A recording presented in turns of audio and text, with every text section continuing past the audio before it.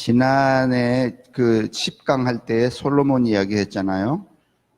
그 솔로몬 이야기 할 때 무슨 얘기 드렸는가 하면, 솔로몬, 사실은 이게 정치적인 기술이기 때문에 솔로몬이 지혜를 구했다 이렇게 말을 했지만은, 개인적인 정황으로 봤을 때 솔로몬은 지혜를 구할 게 아니라 사랑을 구했어야 옳았다고 말씀을 드렸어요. 왜냐하면 솔로몬은 매우 이 사랑에 소위 말하면 컴플렉스가 결핍 요소가 굉장히 많은 사람이었단 말이죠. 왜냐하면 왕궁에서 태어난 아이가 아니잖아요. 적자인데다가 눈치 보면서 살았던 아이 중에 한 명이었고, 그 다음에 또 그의 어미도 정식 황후가 아니었잖아요. 그러다 보니까 뭐 그 눈총이 얼마나 했겠어요. 우리가 조선시대에 무슨 뭐 인현황후 뭐 이런 뭐 장희빈 이런 거 보더라도 그 알력이 대단했을 텐데, 그런 상황에서 그 아이를 무슨 사랑으로 넉넉하게 길렀을 가능성이 없어요. 그런데다가 이제 이 솔로몬이 성년이 되었을 때 그 왕위를 쟁탈하기 위해서, 사실은 정식으로 치면은 솔로몬이 왕위가 되기 어려웠죠. 왜냐하면 다윗의 장자가 있었으니까. 근데 그 장자를 어떻게 했어요? 죽여버렸죠. 장자를 지지했던 제사장도 쫓아버렸죠. 아도나이라는 제사장 쫓아버렸죠. 그 다음에 그 장자를 지지했던 장군, 요즘으로 말하면 육군 참모총장도 어떻게 했어요? 제거를 해버렸단 말이죠. 그래서 늘 이 솔로몬은 뭐에 시달리는가 하면은 그 정적으로부터 자신을 보호하는데 굉장히 시달림을 많이 겪고 있었어요. 이렇게 성장 과정을 겪다 보니까 그에게 컴플렉스가 있는데, 그게 뭔가 하면은 애정 결핍증이에요. 그래서 궁녀 300에 후궁 몇 명, 700명, 1000명씩이나 뭔가 하면은 여인들을 들이잖아요. 그런데도 불구하고 그 흡족함이 있지를 않았죠. 그래서 제가 지난 10번째 강좌에 오히려 그래서 또 말씀드렸어요. 솔로몬이 지혜를 구한 다음에 그 지혜가 빛나게 발휘된 경우가 뭐 있겠는가? 일평생 40년 정도 치세를 했는데, 그 치세의 40년 상간에 약 20몇 년은 뭐 했는가 하면요, 토목공사했어요. 여러분, 백성들을 한번 징발을 하면은 인구가 얼마 되지도 않지만은 그 솔로몬 궁전 지을 때 여러분 뭐 감독관 500명에 돌 찍어 나르는 사람 7만 명에 뭐 그다음에 쌓는 사람 3만 명에 무슨 옮기는 사람 몇만 명 이야기 말씀드렸지만은, 당시대에 이스라엘 인구가 그렇게 많지 않았단 말이죠. 지금도 이스라엘 인구가 얼마나 돼요? 이스라엘 인구 700만이 안 될걸요. 안 됩니다. 강원도 정도인데 700만 살 리가 없죠. 그러니까 얼마 안 돼요. 그런데 여러분, 그 시대에 솔로몬 시대, 지금부터 2000 몇백 년 시대, 지금 한번 찾아봐줘요. 시대에 여러분 이스라엘 인구가 얼마나 됐겠어요? 그때는 뭐 세계 인구는, 지금 세계 인구가 약 70억 되잖아요. 20억이라고 했던 때가 언젠가면 1960년대예요. 1970년을 기점으로 해서 세계 인구가 막 폭발적으로 증가를 했지, 그 이전까지는 세계 인구가 증가할 수가 없었던 게, 그 유아 사망률이 많았고, 그 다음에 인구 수명이 적었고, 평균 수명이 적었고, 그 다음에 전쟁과 기근, 자연재해가 매년마다 발생하잖아요. 홍수 뭐. 그래서 여러분, 이집트에 가면 피라밋도, 왜 피라밋이 생기는 거예요, 여러분? 나일 강물이 범람을 하는지 갈수기가 되는지 몇 명이래요? 850만 이래요. 지금 그렇다네요. 맞네. 많은 편이네, 이스라엘 인구가. 그러니까 이스라엘 애를 많이 낳는데, 한 집에 7명씩 막 낳는데, 거기 한 달 살다 왔죠. 이 강 목사님이 그 예루살렘에만 가서 한 달을 지내다 왔기 때문에 우리보다 정통해. 그러니까 길거리 가면 다 유모차 밀고 다니는 사람들이래. 야, 대단하다 진짜. 우리도 지금부터 분발하면 그렇게 할 수 있는데, 제2 이스라엘 뭐 이딴 소리 하지 말고.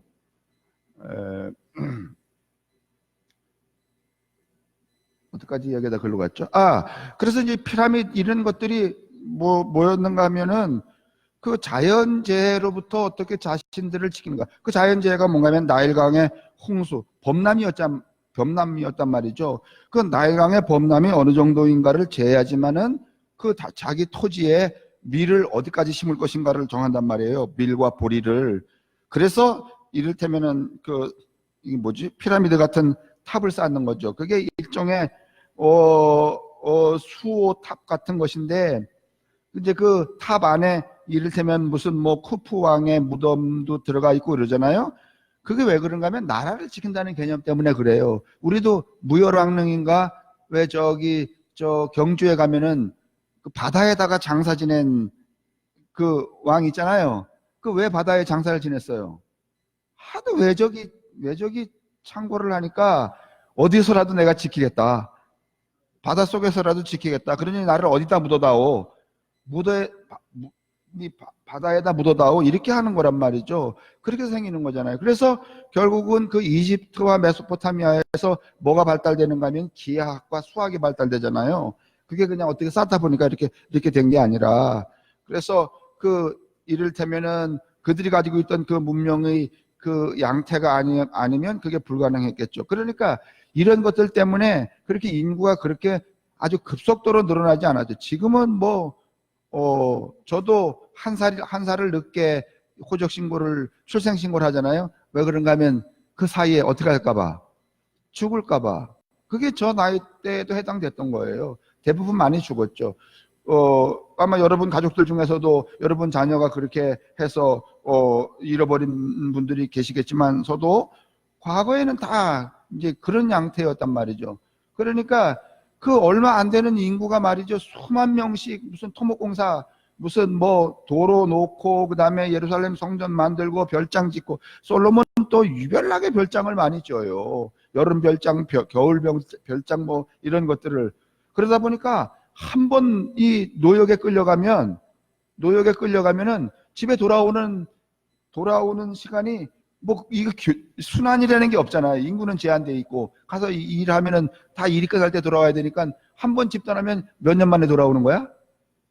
그렇죠. 10몇 년, 20년 만에 돌아오는 거예요. 그러면 그 가족은 어떻게 돼 있어요? 가족은 유지가 됐을까요? 아니면 해체가 됐을까? 해체가 됐죠. 어린아이들과 부녀들은 살아갈 방도가 별로 없었거든요. 그러니까 뭐 이게 뭐 말이 아니었을 거예요. 뭐 이런 양태, 그게 누가 한 짓인가 하면은 우리가 늘 추앙하는 솔로몬이라고 하는 사람이 한 일이란 말이죠. 그러니까 자기 개인적인 업적은 어마어마하게 했을지 모르지만은 그렇게 국민을 국태민안, 안전하고 행복하게 만들지는 않았죠. 그리고 결국은 결과적으로 말해서 자기의 선대가 이루었던 이스라엘의 통일 왕국을 자기 자식들이 어떻게 했어요? 자기 자식들이 깔라먹었잖아요. 나뉘어버렸잖아요. 여로보암과 여로보암이 남쪽과 북쪽으로 나누었죠. 그래서 북이스라엘, 남유다 이런 양태로 바꿔버리는 그런 형국이 되어버렸죠. 그렇기 때문에 솔로몬의 지혜는 어느 뭐로 보나, 그 개인으로 보나 이제 그의 통치 구조에서는 맞는 것이었겠지만은, 그러나 그 개인에게서나 아니면은 백성들을 위해서는 지혜가 별로 쓸모가 없었다는 거죠. 오히려 뭐가 많았으면, 사랑이 많았으면. 그래서 지난 그 10번째 강좌에 솔로몬 이야기를 할 때 지혜보다는 사랑이 옳았을 것이다. 그런 얘기를 드렸어요. 그 다음에, 그래서 제가 무슨 내 마지막 시간에 드렸는가 하면은 책 내용 중에, 이거 내 원고가 아니네. 그 사랑에 관한 책, 제가 이렇게 토막 쳐서 보여드리고 그랬던 거 있었는데, 기억나시나요? 네? 이게 제가 지금 새 원고를 묶여져 있어서 제 그 자료는 뒤에 붙어 있지 않아요. 있었는데 식강에 없었어요? 신문 쪼가리 들였었는데, 그랬죠. 그랬던 기억이 나요. 그러니까 이 세상에 그때나 지금이나 유일하게 우리를 구원으로 이끄는 길 그 자체, 우리 자신을 구원으로 이끄는 길 자체가 무엇인가 하면 사랑이다. 지혜 아니다. 지혜는 여러분 여러 가지 양태로 나타날 수 있어요. 지혜가 조금은 잘못된 경우에 쓰여지면은 간교와 사특함으로 나타나잖아요. 그죠? 그 지혜라는 게 지혜와 간교와 사특함과 교활, 이게 거의 경계가 별로 없어요. 어떻게 쓰여지나에 따라서 이렇게 구분이 이렇게 나뉘어지게 돼 있죠. 그러니까 우리가 너무 솔로몬의 지혜 그럴 필요가 없다. 근데 이제 그 솔로몬 이야기 하다 보니까 그러면 또 다윗 이야기도 해야 되지. 그래서 이 11과가 다윗 이야기로 넘어가게 되었다. 이제 그런 그 연속성을 말씀드리기 위해서 이야기 드린 거고, 제목이 희망과 절망의 이중적 표징이에요. 여러분, 이 다윗에게만 다윗이라고 하는 인간에게만 이런 이중적 표징이 있는 게 아니라 인간 개개인에게는 다 사람이 이 이중적 성향들이 있어요. 다시 말하면 어느 한쪽은 좋은 점이 있으면 또 어느 한쪽은 어떤 점, 그렇죠. 그렇게 좋지 않은 점이 있단 말이죠. 근데 우리는 성서를 읽을 때 너무 다윗의 좋은 점만 이야기하기 때문에 다윗이 일으켰던 그의 그 부정적인 측면에 대해서는 재고를 하지 않았기 때문에 오늘은 우리가 그 이중적 표징의 한 부분, 어두운 부분을 이제 보게 될 거다, 그런 말이죠. 우리 다 마찬가지죠. 근데 이제 이 어떤 개인이나 어떤 누구든지 이 이중적 표징이 좀 균형이 잡혀 있을 때 비로소 바람직한 인간이지, 완전한 인간이라고는 없죠, 사실은. 어느 한쪽이 긍정적인 측면이 있으면 부정적인 경우도 있고, 부정적인 경우만 있는 게 아니라 또 어떤 경우는 긍정적인 측면도 있고. 저는 그래서 제가 말씀드리는데 조영남이를 좋아한다. 왜 조영남이를 왜 좋아하냐? 지 노래도 없으면서 내내 훌륭한 가수 하는 것도 좋고, 자기 노래라는 게 없잖아요. 하나 있나? 화개장터. 그거 하나 있죠. 근데 이 조영남이가 왜 좋은가 하면은 이 양반이 신학 공부도 했잖아요. 그리고 그 오강남이라고 하는 선생하고 길벗 모임이라고 하는 돛 닦는 모임도 해요. 근데 그 조영남의 우선 에세이인가 어디 제가 보다 보니까 이런 대목이 나와요. 세상에 가장 나쁜 놈도 배울 점 하나가 있대. 저는 어느 순간에 그게 내 마음에 확 들어왔는지 몰라요. 세상에 아주 악한 놈도 배울 점 하나는? 여러분, 그럴까요, 안 그럴까요? 그러면 세상에 버릴 사람이 없는 거예요, 여러분. 사실은 세상에 버릴 수 있는 사람은 없어요.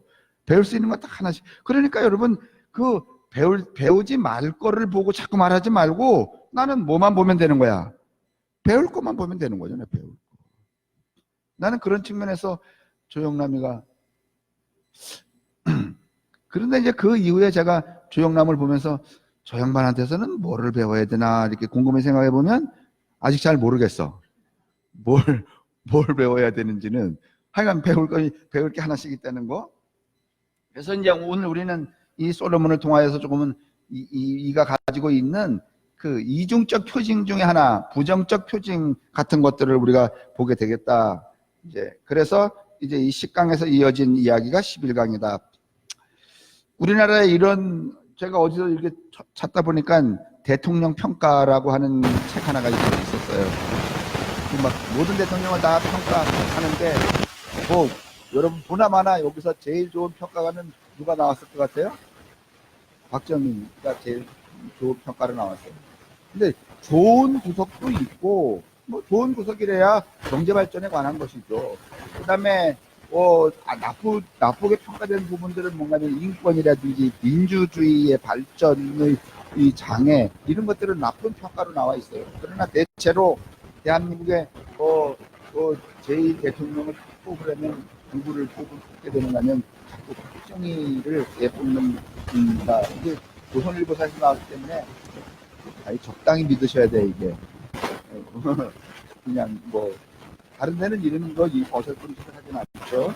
그 내용은 끝까지 읽으시고, 그 다음에 또 두 번째 단 밑에서 밑에 단에 보면 그러나 다른 한편으로는 그에 대한 기억이 그리 긍정적이지만은 않다.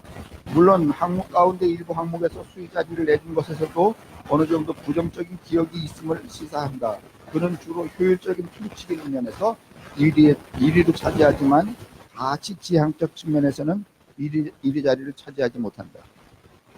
이 가치 지향적이라는 얘기가 나오니까 제가 또 여러분하고 드릴 이야기가 있는데, 요즘에 여러분 가만히 보면 홍콩, 레바논, 칠레, 뭐 스페인 여러 곳에서 데모가 많이 발생하잖아요.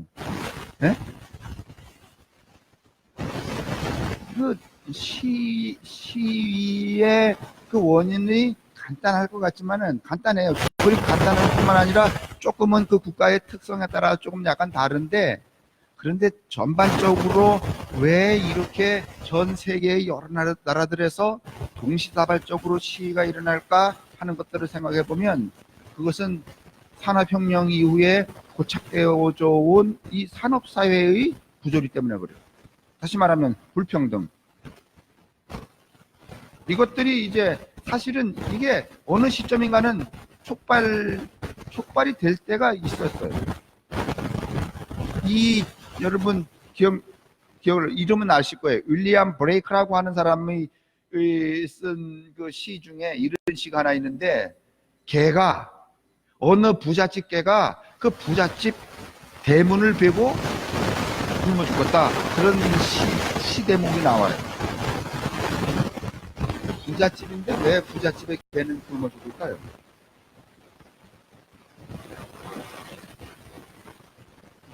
아니, 부잣집인데 왜 부잣집의 개가 굶어 죽을까요?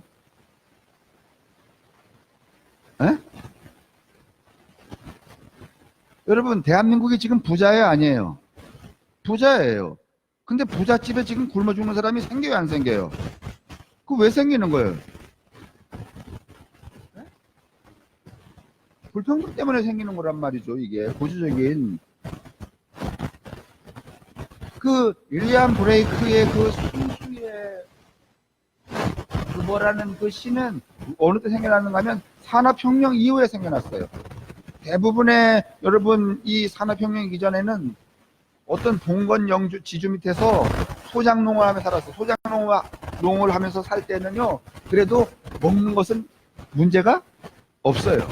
그런데 산업혁명이 일어나서 이 삶의 구조가 바뀌어지게 되면은 먹는 것조차가 급급해지는 상황이 발생하게 된 거예요. 그때에 이 윌리엄 브레이크는 그 시를 쓰면서 뭐라고 말하는가 하면, 부잣집에 개가 죽는 그 징조를 보아서 나라가 망할 태세다, 이런 이야기를 하고 있단 말이죠. 그게 뭔가 하면은 이를테면 빈부의 문제인단 말이에요. 산업혁명 이후에. 근데 오늘 우리는 산업혁명 그 이후에 새로운 전거가 왔는데, 그게 소위 말하면 자유무역주의 같은 것이죠. 요즘에 뭐 미국이 우리한테 말이죠, 방위비 내라 이런 거 보면은 조금은 어때요? 강도 같지 않아요, 이게?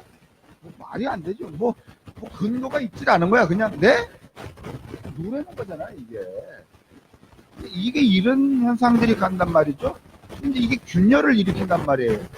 그게 이제 왜 생기는가 하면, 그 단순한 어떤 상황은 빈부의 문제, 이 소위 말하면 산업혁명 이후에 이 삶의 구조의 문제이기도 하지만은, 따지고 보면 가치적인 문제란 말이에요, 이게 지금 우리 세상은 이제 드디어 무슨 변화가 일어날 때가 됐는가 하면은 가치혁명이 일어날 때가 된 거예요.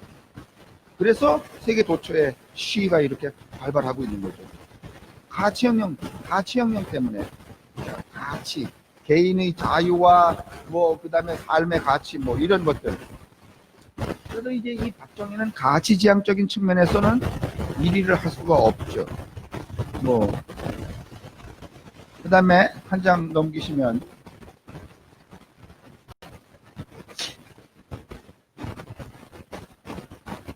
여기 이제 그 다음 단에 쭉 가보면, 여러분 몇 페이지로 되어 있죠, 그게? 62페이지. 맨 밑에 단에 가보면은 월남전 이야기 나오잖아요.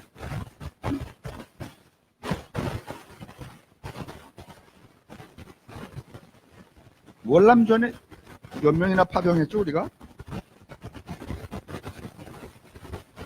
거기 제가 잠깐하게 이야기했는데, 그 다음에 한 30만 명 좀 넘게 파병했대요. 그 다음에 전사자만 약 5만 명, 4만 7천 명 정도. 파병 수입이 2억 4천만 달러. 이게 당시로서는 엄청난 돈이었어요. 이게 소위 말하면 한국의 산업의 기술이 되는 기본적인 요소가 됐죠. 이제 이런 긍정적인 측면도 있긴 하지만은, 그러나 또 한편으로는 우리가 월남에 파병했기 때문에 월남에 선량한 국민들은 어떤 참상을 겪었어야 해요. 그렇죠. 말할 수 없는 참상을 또 겪었어야 했죠. 자, 이렇게 오늘 이 박정희라고 하는 이 역사 속에 한 지도자에게 그 이중적인 이런 면이 있는 것처럼, 우리가 매일 예배 시간에, 지금 그런 분 안 계시지만은, 예전에 제가 전도사 때 우리 장로님들 기도할 때 보면은 늘 장로님이 이런 기도하셨어요. 우리 목사님에게 다윗의 지팡이를 들려주시고. 여러분, 만약에 저한테 다윗의 지팡이가 들려지면 여러분은 어떻게 되겠어요? 네? 혹독하게 여러분 치리를 받아야 되는 거예요. 다윗처럼 말이죠. 매일 어디에 나가야 되고, 전도 특공대 이렇게 해서 전투하러 나가야 되고, 우리는 다윗의 지팡이가 이렇게 좋은 순기능만 있다고 생각하지만은, 또 다른 측면으로 보면 이 다윗의 지팡이는 완전히 나쁜 기능, 역기능의 성질도 가지고 있다는 것이죠. 그 영역의 두 얼굴을 가진 전형적인 성서 속의 인물을 소개하려고 두 번째 단에, 그게 다윗이라는 말을 하려고 그동안 누누이 다윗에 관해 말해왔지만은, 이번에는 작심하고 말하려고 박정희를 소환해서 서두를 시작한 것이다, 이렇게 말씀드렸어요. 근데 사실은 또 우리가 이런 고민을 해봐야 돼요. 이 다윗 왕, 솔로몬 이런 얘기는 누가 썼다? 제가 말씀드리기를 요시야 왕 때 썼다고 말씀드렸어요. 요시야 왕 때, 서기 전 620년경에 요시야 왕, 요시야 행정부에서 소위 말하면 역사와 그 다음에 종교적인 그 문헌을 편집할 때에 이런 역사를 기술하는데, 제가 어디선가 말씀드리기를, 다윗이 멋지게 보이고 솔로몬이 멋지게 보인 것은 누가 그렇게 썼기 때문에, 요시야가 그렇게 썼기 때문에 그렇게 보인다고 말씀을 드렸어요. 그러니까 정말 다윗이 이런 인물이었는지 몰라요. 그런데 어떻든지 요시야의 서술에 의하면 다윗은 흠이 없는 사람으로 등장을 한다는 거예요. 이게 이제 요시야의 서술이에요. 요시야가 그렇게 만들어요. 그래서 지난번에 그 얘기했더니 이상원 원사님이 용비어천가 얘기했잖아요. 네? 용비어천가.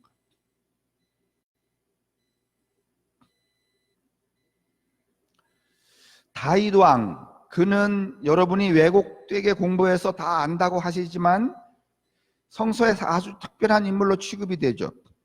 다윗은 특별히 하나님의 복을 받은 지도자로 왕조의 기틀을 다진 왕인 동시에 야훼 종교의 제의를 확립한 왕으로 기억을 합니다. 그러니까 이 유다국의 모든 출발은 나라며 종교며 이런 출발은 다 누구로부터 출발하는 거야? 다윗으로부터 출발을 하는 거죠. 이 참 애매하기도 해요. 사실은 조상 그러면 다윗이어야 돼요? 아니면 아브라함이어야 돼요? 아브라함이어야 돼요. 근데 아브라함을 요시야가 다윗처럼 구성할 만한 건덕지가 별로 없었어. 그러니까 아브라함으로부터 출발하기가 어려우니까 오늘 다윗으로부터 이 소위 말하면 역사 편집을 시작을 하는 거예요.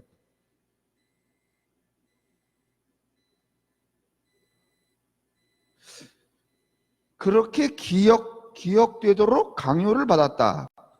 이제 얘가 부정적으로 보려고 그러는 거죠. 어디 그뿐이겠어요? 다윗은 한 걸음 더 나아가서 메시아의 예표로서 이스라엘 민중의 메시아 대망의 중심에 있는 인물입니다.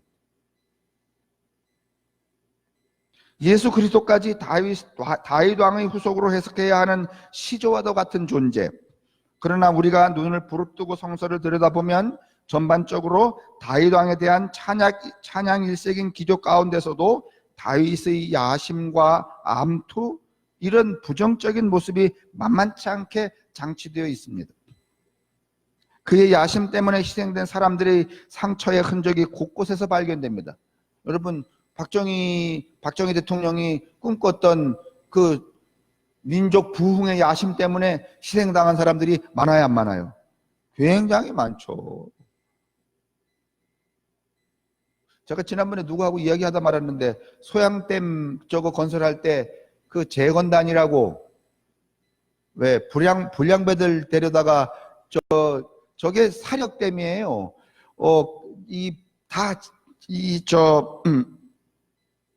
시멘트로 한 댐이 아니라, 시멘트 댐이 아니라 그 가운데는 다 모래와 진흙을 쌓은 거예요. 그러니까 쌓고 다지고 그거 누가 다 했는가 하면 그런 분들이 있는데, 그 소양댐 건설할 때 얼마나 많은 사람들이 희생이 됐겠어요? 그 희생 자료는 없잖아요. 그냥 우리는 나타난 결과만 보는 거지. 그래 올라가면 이거 누가 한 거라는 거야? 박정희가 한 거라는 거잖아요. 박정희가 했겠어요? 아니면 그 노동자들이 했겠어? 노동자들이 했겠죠. 다윗 왕도 바로 이제 그런 거예요. 그의 야심 때문에 희생된 사람들의 상처의 흔적이 곳곳에서 발견됩니다. 지난번에 그 박찬주라고 하는 대장이 공관병 이거 하다가 한나라당 들어가려다가 안 들어가니까 뭐라 그러셨대나?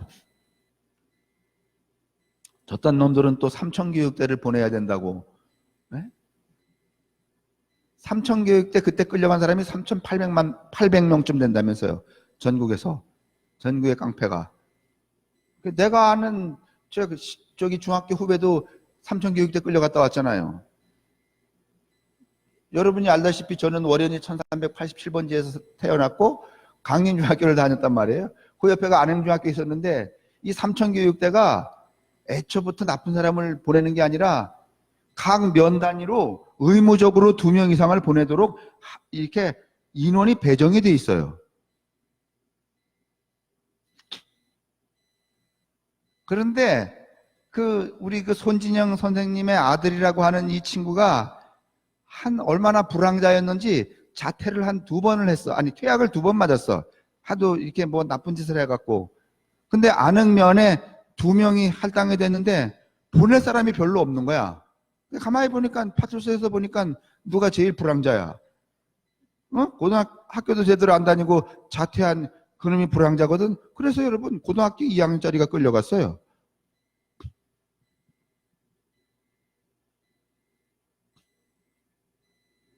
그래도 그 친구는 삼천교육대 가갖고 철학이 생겨갖고, 삼천교육대를 나와갖고서는 검정고시를 봐서 강대 철학과를 나와서 대한민국에 여러분 라지니시라고 하는 여러분 도인이 있어요. 인도에.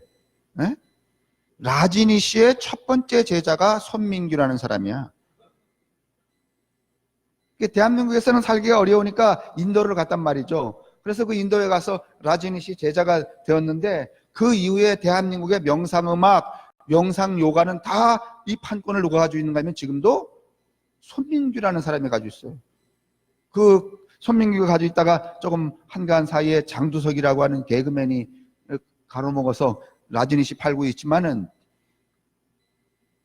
제가 어느 해 여기 이 방에 이렇게 예배당 짓고 있었는데 이렇게 꽁지머리를 한 놈이 이렇게 팔짱을 탁 끼고 와갖고서는 저를 찾았어요.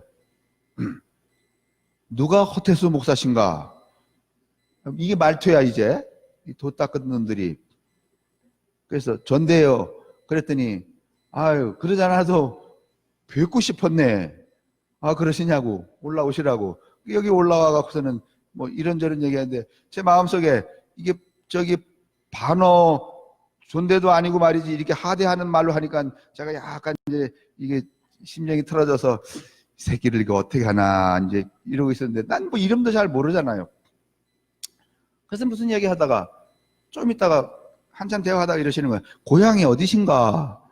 그래서, 횡성인데요. 그랬더니, 횡성 어디신가? 그래? 그래서 또, 행성에서 좀 더 내려가야 된다고. 첫 번째부터 무슨 나 촌놈이다 이럴 거 없잖아요. 행성 그렇다. 행성 어디신가 그래서 안흥인데 이랬더니 안흥? 이러는 거예요. 안흥 어디신데? 제가 딱 안흥 어디신데 하는 순간에 딱 알아챘어.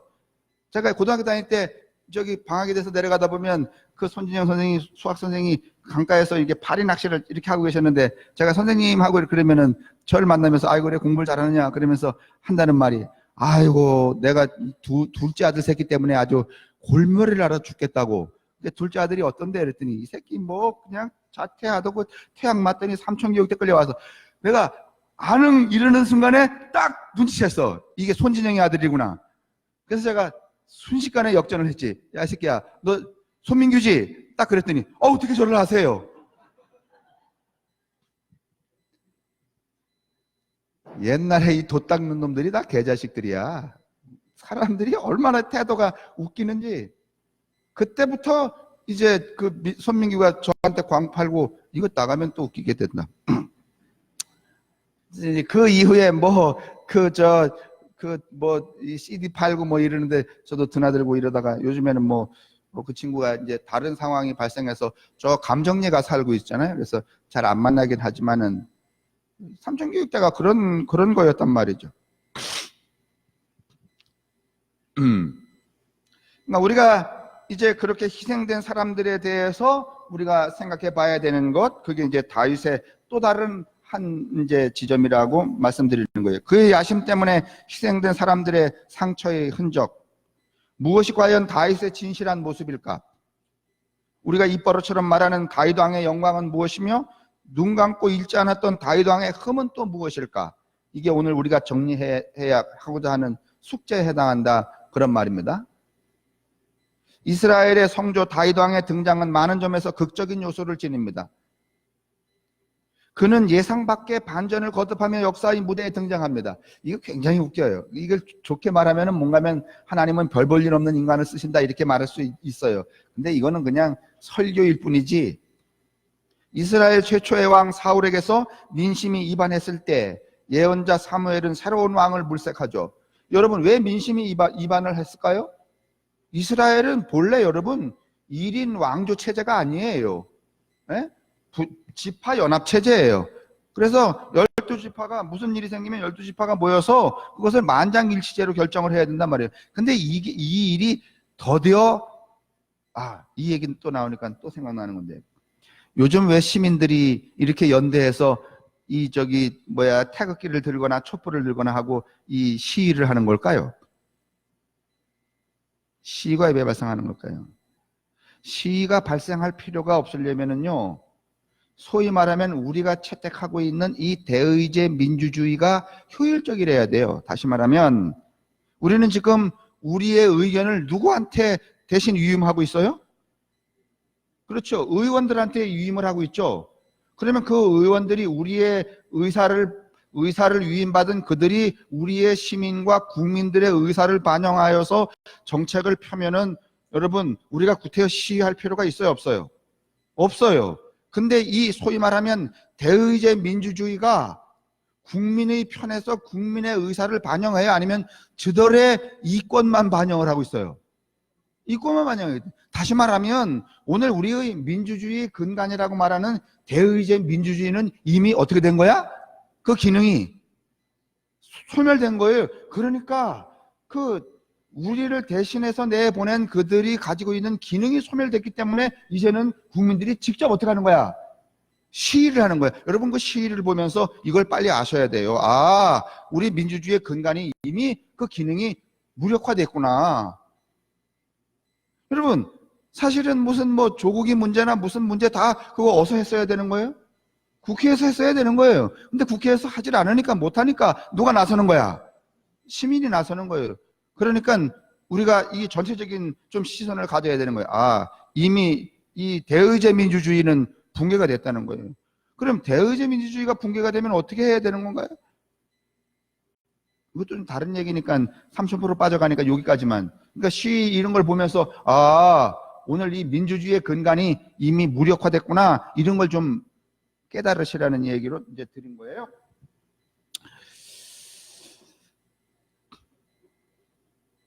그러면 여러분, 사무엘이 왜 왕을 구하려고 했을까? 제가 이제 그 얘기 드리다가 이 소위 말하면 민주주의의 이 근간에 대한 무력화 이야기를 드렸는데, 이스라엘은 애초에 여러분 12부족 연합체란 말이에요. 그게 한 200년 동안 살아왔단 말이죠. 그러다가 그 주변에 있는 소위 말하면 해양 국가인 블레셋이 끊임없이 이 이스라엘을 어떻게 하는가 하면은 침공을 하려고 해요. 그러니까 집어먹으려고 그런단 말이죠. 그리고 이스라엘 주변에 있는 다른 국가들은 이미 1인 왕정 체제가 되고, 여러분 지금 우리나라만 해도 이게 독재가 아니기 때문에 길 하나를 내려고 해도 길 내기가 쉬워요, 안 쉬워요? 안 쉬워요. 근데 중국은 길 내기가 쉬워, 안 쉬워? 그냥 누가 한마디 하면 돼. 예? 시진핑이가 한마디 하면 돼요. 근데 우리도 아직도 그 잔상이 남아있어요. 대통령이 무슨 뭐 정시로 해. 그러면 어떻게 하는 거야? 나는 이렇게 해서는 안 된다고 봐. 대통령이 정시를 한다고 해서 곧바로 정시를 바꾸고, 그게 아니라 그 교육을 담당하고 있는 사람들이 논의하고 합의해서 정시로 가고 이래야 되는 거지, 대통령이 무슨 뭐 이렇게 하면 안 되시는 거죠. 근데 아직도 남아있어서 그런 거예요. 그런데 여러분, 이 이스라엘이라는 나라가 당시에 그랬단 말이죠. 뭔가를 이렇게 수구일을 해야 되는데 이게 만장일치가 가기가 어려운 거예요. 그러니까 막 블레셋이 쳐들어오는데 전쟁을 할까 말까 이거 회의하다가 이미 어디 뒤들어 맞고 있는 거야. 뒤통수 맞고 있는 거야. 그러니까 백성들이 자꾸 원하는 거야. 우리도 뭘 세워달라. 왕을 세워달라. 왕을 세워달라는 얘기는 뭔가 하면은 상시 군인, 여러분 부족연합체 때는 여러분 이 상설 군인 제도가 있질 않아요. 그냥 전쟁이 나면 어떻게 하는 거야? 징발을 해서 썼다가 전쟁이 끝나면 어떻게 하고? 평민으로 돌아가고, 군대의 장관도 마찬가지고. 그래서 제가 언젠가 기드온 이야기할 때, 여러분 기드온이 그렇게 해서 징발돼서 와갖고 군대의 장관에서 싸워서 이겼잖아요. 그랬더니 백성들이 어떻게 해달라고? 우리가 월급을 드릴 테니까 너 언제나 우리의 뭐가 돼달라. 군대 장관이 돼달라. 그랬더니 기드온이 그걸 사양했어요, 안 사양했어요? 사양했어요. 이것은 우리의 법질서가 아니다. 우리의 사회질서가 아니다. 그래서 그게 기드온의 유리한 점이라고 말씀드렸어요. 기드온이 용사 300명으로 여러분 수만 명을 때려 죽인 게 유대한 게 아니라 그들이 가지고 있었던 그 국가적 지향점을 유지하려고 했기 때문에 아름다운 사람이라고 말씀을 드렸단 말이죠. 그런데 오늘 이런 양태가 발생하니까 백성들이 자꾸 사무엘은 사사잖아요. 사사 중심의 사회였으니까 자꾸 왕을 세워달라고 이렇게 했다는 말이죠. 그래서 사무엘이 여기 여러분, 그래서 또 사무엘 얘기가 나오니까, 그러면 사무엘이 이게 제정신인가? 그걸 하기 위해서 또 다음 주에 뭐 하려고요? 내일 사무엘 얘기 또 할 거예요, 여러분. 사무엘도 이게 제정신이 아니야. 이미 사무엘이 딱 간파를 했어요. 아, 세상이 어떻게 가고 있군. 변해가고 있군. 그러면 여러분, 명나라가 망해서 청나라로 이렇게 넘어갔는데 이미 나라가 다른 나라로 말이지 바뀌어졌는데 청나라 하고 자빠졌으면 돼요, 안 돼요? 예? 아, 이게 또 조선 얘기 나와야 되나? 청나라를 말하면 안 되는 거예요, 이미. 명나라를 말하면 안 되는 거예요. 근데 이 사무엘도 이미 지도자였기 때문에 정세가 빠삭해요. 아, 이 세상이 이미 어떻게 하고 있구나. 변화해 가고 있구나 말이지. 그 변화를 정확히 읽어서 이 소위 말하면 사무엘은 왕을 세우려고 하는 의도를 가져요. 그 다 내일 시간에 이야기를 다시 드릴 거예요. 자, 사무엘이 찾아간 이세의 집안에는 8아들이 있었어요. 이거 이제 우리가 유치부 다니는 분들은 잘 아시죠? 8명의 아들이 어떻게 있었다고요? 장성한 아들들 틈에서 어린 다윗은 처음에 아예 주목의 대상조차 되지 못했어요. 그래서 여러분 사무엘이 이세의 집에다가 통보했어. 내가 오늘 너네 집에 가겠다. 그랬더니 이 아버지는 아예 이 막내 아들은 그 집에다가 남겨두고 얼굴 씻기고 말이지 광내고 이렇게 했어요? 아니면 그냥 양치러 보냈어요? 양치러 보냈어요. 아예 잊지도 않았어. 그렇게 집안에서 지 애비도 이 다윗은 어떻게 했어요? 마음에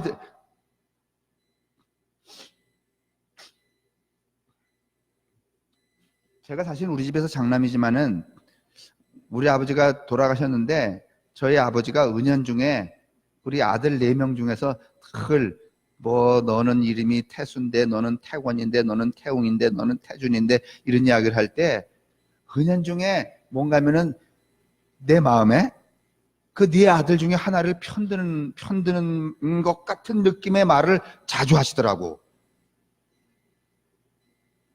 참이야 이거. 그러니까 나는 장남이라서 그냥 어떻게 그랬지만은 늘 저한테 하신다는 말이 너는 첫 번째로 태어났기 때문에 나사 하나가 빠진 놈이래. 처음 만들다 보니까는 완전하게 못 만들었대. 근데 네 동생들 중에서 누구는 뭔가면은 아주 제대로 만들었기 때문에 그래서 이름도 수권, 웅준 이렇게 지었어요. 수는 빼어날 수, 그 다음에 권은 권세권, 그 다음에 저 허태풍은 허태웅, 고뭉.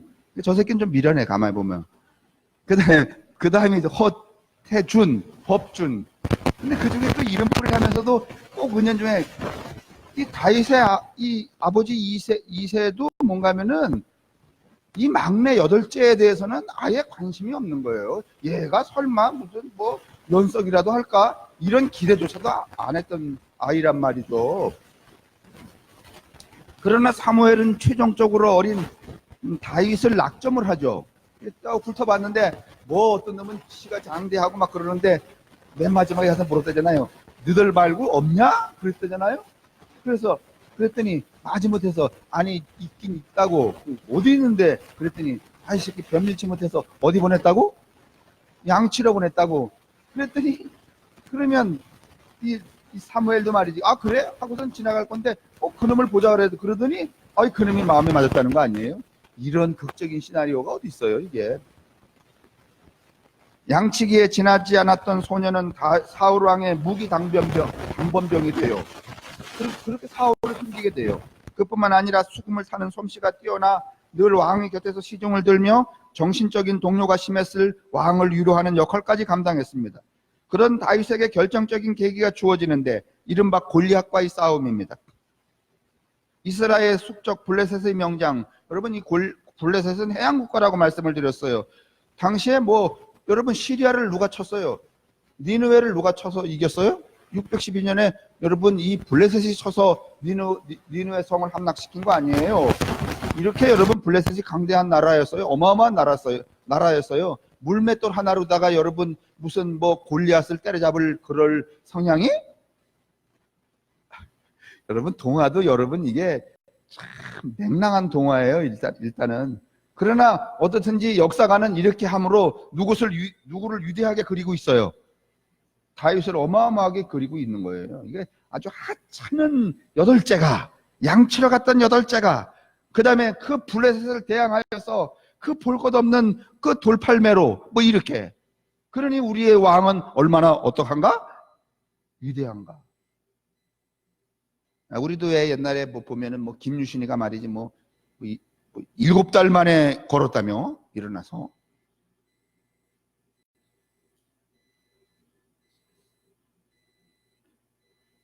도대체 불가능한 대길의 세 번째 줄에 밑에서 그러나 다윗은 창과 칼이 아니라 목동의 도구에 지나지 않는 무림매로 골리앗을 물리치고 그것을 계기로 명성을 얻게 되죠. 이 사건은 다윗에 대한 사울왕의 신임이 두터워지는 동시에 사울왕의 잠재적, 여러분 이 고대의 당번병은 뭐와 같은가 하면 일종의 책사와 같은 거예요. 여러분 유비의 책사가 누구예요? 총나라의 책사가 제갈량이잖아요. 그렇죠? 여러분 제갈량 얘기 나왔으니까 요즘에 춘천에 만두를 어디서 잘하나요?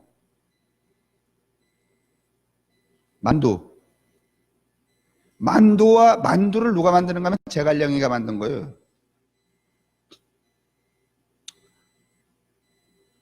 제갈량이 이게 촉한이라 그러지.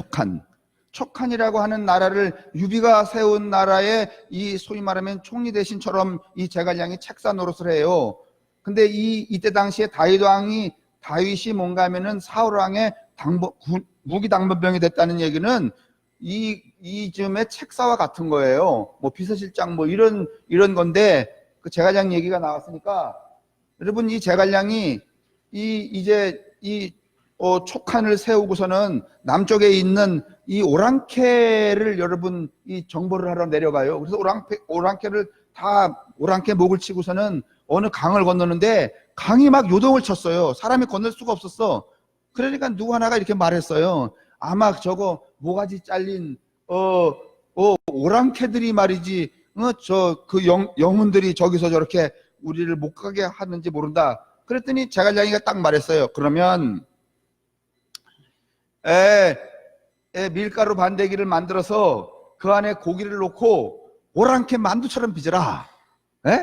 그래서 그 오랑캐 머리처럼, 오랑캐 만두가 아니라 오랑캐 머리처럼 빚은 그거를 어디다 던졌어요? 그 요동치는 물에다 던졌어요. 그랬더니 물이 어떻게 됐다는 거야? 잠잠해졌다는 거 아니에요. 그래서 그때부터 뭔가 하면은 그 연초에 1년에 그 어지러운 이런 것들을 잠잠케 하려면은 뭘 먹는다? 만둣국을 먹는다. 그래서 오랑캐만 머리도 짜잖아, 그게. 그 드시면서, 아, 이게 누가 만든 거다? 제갈량이가 만든 거다. 그렇게 기억해 두시면 좋다는 거예요. 뭐 다인 얘기하다가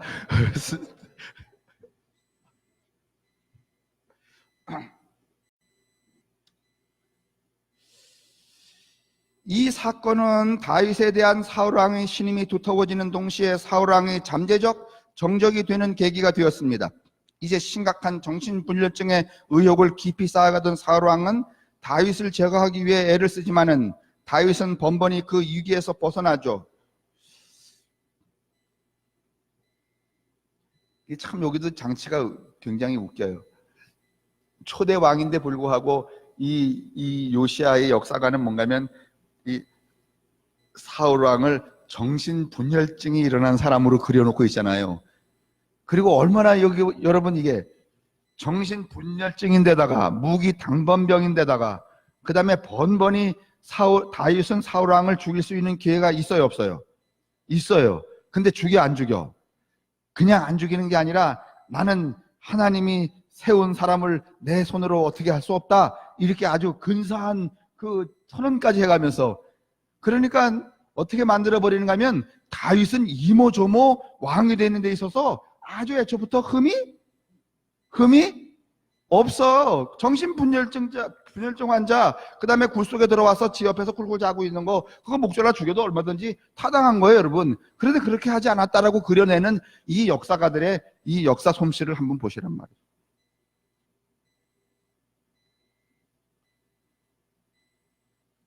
우리나라 역사도 뭐 마찬가지지만은, 사울 왕은 다윗을 제거하기 위해서 애를 쓰지만 다윗은 번번이 그 위기에서 벗어납니다. 그러나 거꾸로 사울 왕을 제거할 수 있는 기회가 여러 번 있었지만 다윗은 자기의 주인을 자기의 손으로 제거하는 반역을 행하지 않습니다. 위기를 기회로 활용한 다윗은 승승장구하여서 왕으로 등극을 하죠. 최초의 왕으로 알려진, 그러니까 여러분, 사울이 스스로 정신분열증 환자가 됐을까? 아니면 다윗이 그따위로 만들었을까? 아니, 우리 가족 중에서 누구 하나가 말이죠, 이런 그 어떤 그 분열증이 일어나면은 그 본인의 책무도 되지만은 그 가정 환경의 문제도 되긴 돼요, 안 돼요? 된단 말이죠. 내가 볼 때는 사울 왕이 이렇게 정신분열증이 일어난 것은 누가 교묘하게, 그래? 누가? 다윗이. 난 그렇다고 봐. 여러분은 그렇다고 안 봐도 될 수 있지만서도 말이죠. 최초의 왕으로 알려진 사울이 사실상 군사적 총사령관에 해당했다면, 그 괄호 열고 부족연합체의 리더는 외적의 침입이 있을 때 이를 무찌르는 군대의 사령관 이상도 이하도 아니었기 때문에 다윗이야말로 명실상부한 최초의 왕이었어요. 그러니까 이 다윗이 군사적 총사령관이라는 얘기는 뭐예요? 임시 아니면 상설, 상시죠. 그러니까 다시 말하면 권력을 어떻게 하는 거야? 항상 권력을 뭔가면 잡아있는 존재가 된 거죠, 이 다윗이. 이거 교묘한 거죠. 원래 이스라엘 전통에는 이렇게 여러분 상설 군사를 쓰면 돼요, 안 돼요? 아니, 야훼 평등주의에서는 이게 불가능한 거예요. 근데 이미 이 다윗은 야훼 평등주의, 이스라엘의 국가적 가치 개념을 어떻게 해버리는 거야? 여러분, 무시해버리는 그 결과를 이미 가져와 버렸어요. 이때부터. 기드온도 사양한 그 소위 말하면 군 총사령관의 직위를 누가 덥석 물어버렸어요? 그렇게 만들어 버렸어요 원래. 근데 뒤에 가보면 알지만은 이 원래 다윗은 어디 살았는가 하면은요 저 남쪽의 유다 그 뭐지 그 붉은 돌산 있는데 그 동네가 이 다윗의 지파에 여러분 그 동네 살았는데 이미 그때에 예루살렘으로부터 거기가 멀리 떨어져 있어서 무슨 그 행정적이고 권력에 이 손이 미치지 못하는 그곳에 있을 때 이미 사병을 가지고 있었던 사람이 누군가 하면은 이 다윗이에요. 그러니까 애초부터 다윗은 어떤 사람인가 하면 야욕이 있었던 사람이야. 나라에 무슨 가치체계고 뭐고 그거 필요 없었어요. 다윗 자체가. 자, 보세요. 확실히 입지전적인 인물이 되었죠. 이렇게 드라마틱한 과정을 통해서 왕이 된 사례가 어디 있겠으며 그것이 누구겠습니까? 그는 별 볼 일 없는 가문에 주목받지 못한 막내 아들이었습니다. 그 사실 이외에 그의 성장기에 숨은 이야기는 아무것도 없습니다. 하지만 다윗이 자신에게 주어진 기회를 철저하게 활용할 줄 아는 지혜와 그만한 능력을 갖추고 있었던 것은 분명합니다.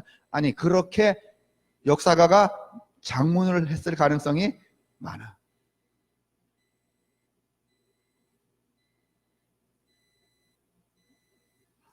여러분 저 외국에서 나오는 전기하고 우리나라에서 나오는 전기가 약간씩 좀 달라요. 외국에서 나오는 전기는 자기가 살아있는 동안에 누가 쓰는 거야?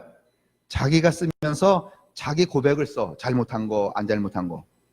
근데 우리나라 전기는 대부분 돌아가신 다음에 다른 사람이 써. 그래서 잘못한 것을 쓸 겨를이 없어. 그래서 우리나라의 전기는 보면은 나쁜 건 하나도 안 나와. 다 뭐야? 마치 장례식장의 조사 같아. 장례식장의 조사는 아무리 나쁜 놈이라도 어떻게 했대? 훌륭했대잖아. 난 그게 늘 불만이야. 그러니까 앞으로 여러분 돌아가시면 조사 이딴 거 부탁하지 마요.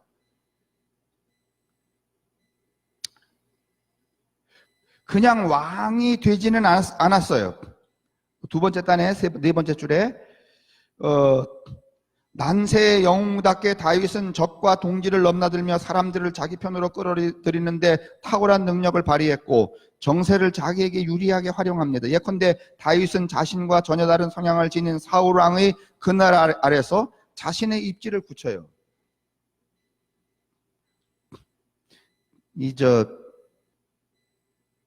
자신이 도드라지게 보이려면 자신과 다른 사람의 양태 밑에 있어야 자기가 도드라져. 이 말은 무슨 말인가 하면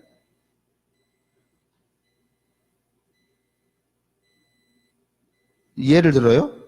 허태수 목사가 여기서 40년 목회했는데 허태수 비슷한 사람이 와서 목회를 하면은요. 백날 가야 허태수를 넘어서지? 예? 아니 제가 목회를 그만둔 다음에 허태수 비슷한 사람이 오면 허태수를 넘어서냐고 아니면 계속 나하고 비교되냐고. 그러면 다음번 목회자는 허태수하고 비슷한 사람이래야 돼? 아니면 완전히 허태수하고 다른 사람이래야 돼? 아니 내가 여러분에게 여러 가지 귀뜸을 해드리는 거야. 아니 그리고 그 본인도 살아남으려면 어떻게 해야 돼? 완전히 다른 사람이래요. 그렇지 않으면 살아남기 어려워요. 근데 소위 말하면 나는 이 영웅을 만드는 기법이 이 요시아의 이 역사가들이 대단했다고 봐. 완전히 사울과 다윗은요 비슷한 유형이 아니에요. 정반대의 유형이에요. 정반대의 유형일수록 뭔가 하면은 도드라질 가능성이 많아. 그렇게 그려지고 있어요. 예컨대 다윗은 자신과 전혀 다른 성향을 지닌 사울왕의 그늘 아래서 자신의 입지를 굳혀요. 사울왕은 과거 부족 동맹체와 새로운 왕권 체대 과도기의 수장이었습니다. 부족 동맹의 평등주의 이념과 새로운 왕권 체제는 모순되는 관계죠. 그렇죠. 평등주의와 이 왕권 체제는 완전히 모순이에요. 이 왕권 체제는 이방 체제예요, 여러분. 이스라엘의 체제는 평등 체제예요. 아마도 앞선 정권이라고 말할 것도 없지만은 사울 왕도 이런 모순에서 비롯된 정신분열일지도 모릅니다.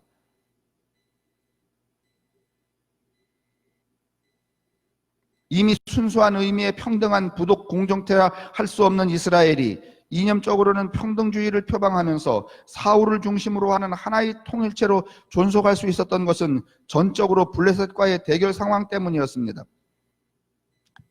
제가 이제 엊그저께 이야기인데, 요새 신문에 보면은 범국민 금강산 관광 추진단이라는 거 들으셨죠? 범국민 금강산 관광 추진단 있죠? 정부에서 지금 뭔가 하면은 모든 게 채널이 막혀버렸단 말이에요. 북한에서는 아무 말도 안 들어요. 그러니까 이 꽉 막혀 있으니까 이 강원도에 있는 사람들만이라도 그 금강산을 관광하고 이렇게 하자고 그래서 그 최열이라고 하는 분이 그 금강산 관광단 이제 상임 대표가 됐는데, 막상 금강산을 가려니까 갈 수 있는 길이 없어. 예? 나는 이게 참 오늘 우리 국가가 가지고 있는 참 맹점이라고 생각해요. 이 국가적인 일인데 국가가 채널이 없어요. 그래서 채널을 찾다가 찾은 게 누군지 아세요? 김주한 목사래. 여러분, 김주한 목사는 여러분 뭐 국가의 인물이에요? 아니면은 그냥 그 NGO 단체, 민간 단체의 그냥 팀장이야? 아니, 범국민 금강산 관광단이 무슨 갈 방법이 없어갖고 김주한 목사를 만나서 갈 길이 뭐냐 이렇게 물으면 이게 나라야 아니면 학곡 삼리 반상회야. 참네.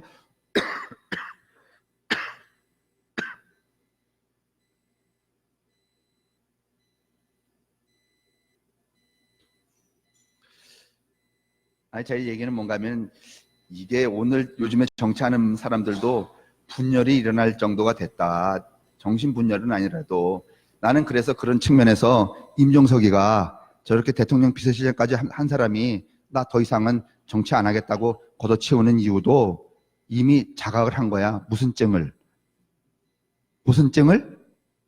분열증을. 김세현이라는 여의도 연구소장도 이제 또라이 집단이다 말이지, 해체하라 이랬다잖아요. 이미 젊은 사람들이 다 감지한 거야. 이미 뭐가 일어나고 있다는 거. 분열증 상이야. 그러니까 저 여의도에 아직도 계신 분들은 다 어느 치료부터 받아야 돼.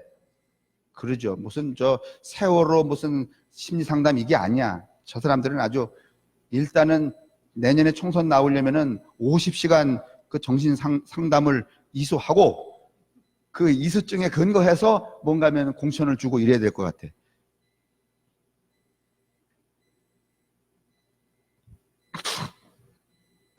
바로 이런 점이 다윗의 입지를 굳히는 조건이 됩니다. 다윗은 사울 연합 내에서 군사적 지도자로서 확실하게 자리를 잡습니다. 그 덕분에 다윗이 사울에게서 이탈하게 되었음에도 다윗은 독자적인 기반을 가지고 야망을 추구할 수 있었습니다. 다윗은 산적대를 이끄는 두목으로 활동하기도 했고 그랬어요, 진짜로. 경우에 따라서는 이스라엘의 숙적인 블레셋의 귀하에 그들의 편에 서기도 합니다. 그러한 독자 노선의 결과 사울이 전사했을 때 다윗은 곧바로 이스라엘에 복귀해서 이스라엘을 장악하고 본격적인 왕국을 건설하게. 그러니까 이렇게 다윗은 뭔가 하면은 아주 애초부터 준비된 사람이에요. 모든 게. 다시 말하면 이스라엘의 건국 이념인 야훼 평등주의와는 무관하게 당시에 소위 말하면 이 권력국가 1인 왕조 체제로 가기 위한 그런 것들, 그 사상, 이미 이념과 사상이 그러했고 그가 살아왔던 삶의 궤적이 이미 그런 사람이었어요. 그러니까 간단하게 말하면, 결론적으로 말하면 다윗은 여러분 이스라엘이 그들의 선조로 내세울 수 있는 그런 인물이 근본적으로 최소한 이스라엘의 이스라엘의 이 시조라고 할 수 있는 사람이라고 할 수 있다면 아브라함이나 모세 정도예요. 모세는 여러분 1인 권력 체제에 그 매혹된 사람이 아니에요. 끊임없이 백성들의 도전을 받아요, 안 받아요? 받아요. 그리고 쿠데타도 일어나요. 그럴 때 얼마든지 여러분 그 권위를 가지고서는 그들을 쓸어 뭉갤 수도 있었어요. 근데 모세는 그렇게 하지 않았어요. 근데 이제 이런 것들을 이제 이 후대가 학습을 딱 한 거야. 그따위로는 안 되겠구나. 이때부터 이제 이 인물 다윗에서부터 이스라엘의 원형은 존재하지? 이스라엘의 원형은 그렇기 때문에 여러분 다윗은 뭐까지 바꿔요? 신화까지 바꿔요. 다윗의 이전까지는요, 이스라엘의 모든 종교법 전통은요, 시온산이야 아니면 시내산이야? 시내산 전통이에요, 여러분. 근데 다윗은요, 시내산 얘기를 1절 안 해요. 다윗에게는 시내산이 아니라 무슨 산이야? 시온산이에요, 예루살렘산. 다윗이 왕이 된 다음부터는 시내산이 등장하지 않아요. 시내산이 필요 없어요. 왜냐하면 시내산 계약을 무슨 계약으로 바꿔버리니까 시온산 계약. 그걸 뭐라고 말하는가 하면 왕조 신학이라고 말씀드렸잖아요. 그러니까 이때부터 이미 참 이게 모순이잖아요. 이때부터 이미 다윗 왕이 등장할 때부터 이미 이스라엘이 아니래요. 그냥 블레셋 같은 이스라엘이야. 이걸 좀 우리가 염두에 둬야 돼요. 자, 이러한 본격적인 왕국을 건설한 다윗은 명실상부하게 새로운 시대를 열어갑니다. 그는 전에 이스라엘에게는 낯선 제도, 곧 왕권을 강화하는 제도를 만들어갑니다. 그것은 1인 전제국가였습니다. 그 어느 지파에도 속하지 않는 예루살렘을 손아귀에 놓고 자기 영지로 삼았을 뿐 아니라 상비군을 거느리고 관료체제를 완성합니다. 여러분, 이 상비군을 거느리고 관료체제를 완성하려면 상비군이 있으면 먹여줘야 되죠? 관료들이 있으면 녹을 지급해야 되죠? 그렇죠? 그러려면 돈이 필요해, 안 필요해? 이 이전까지는요, 이스라엘 백성들은요, 자기네 그러니까 12지파가 분할해서 나누어진 그 땅에서 나오는 소득으로만 살았어야 되는 거예요. 남의 땅을 빼앗거나 남의 소유를 빼앗을 수도 없었단 말이에요. 그렇죠? 근데 만약에 이런 체제가 되면은요, 이 사람들을 먹여 살리기 위해서 유다 지파에서는 여러분 나올 수 있는 소출이라는 게 없어요. 왜냐하면 그 동네가 애초에 무슨 녹지대나 아니면 곡창지대가 아니에요. 무슨 지대야? 그냥 돌바위 지대야. 그래서 다 여기 뭐가 많은가 하면은요, 산적대가 많았던 거야. 그래서 산적대 하나가 뭔가 하면 다윗이었던 거예요, 여러분. 이게. 그래서 그때부터 무슨 짓을 잘했어요? 상술, 전술, 싸움술. 싸우는 걸 잘했어요, 여러분. 이 다윗이 싸워서 이기는 거.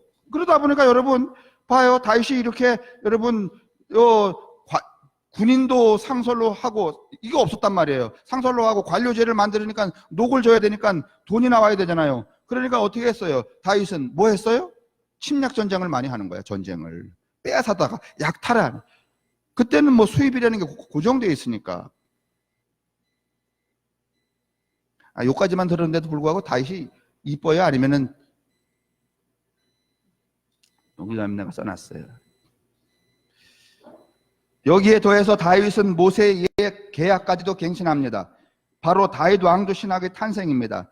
이건 여러 번 설명해서 이미 알고들 계시죠? 그것은 다름 아니라 옛 계약, 모세의 계약에서는 하나님이 직접 백성 하나하나와 계약을 맺는 조건부 계약이었습니다. 내가 네가 나의 계명을 지키면 나는 너의 아버지가 되고 너는 내 아들이 되리라. 이게 뭔가 하면 신의 사나이 모세 계약이었어요. 근데 이걸 바꿔버려요. 곧 계약을 지키는 한에서 선민이 되고 하나님은 그 선민의 하나님이 되는 관계였어요. 그러나 다윗은 새로운 계약이 체결되었다고 하면서 하나님과 백성 개개인 사이의 계약 사이에 다윗이 매개하고 있다.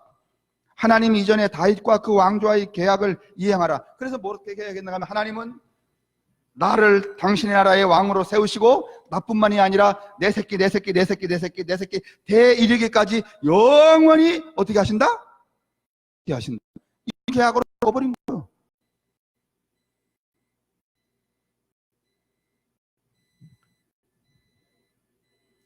그러니까 여러분, 이제 하나님이 직접 우리하고 계약하면 우리가 하나님하고 늘 대면할 텐데, 하나님이 지금도 이제 그런 생각들을 여러분 가지시고 계시는지 몰라요.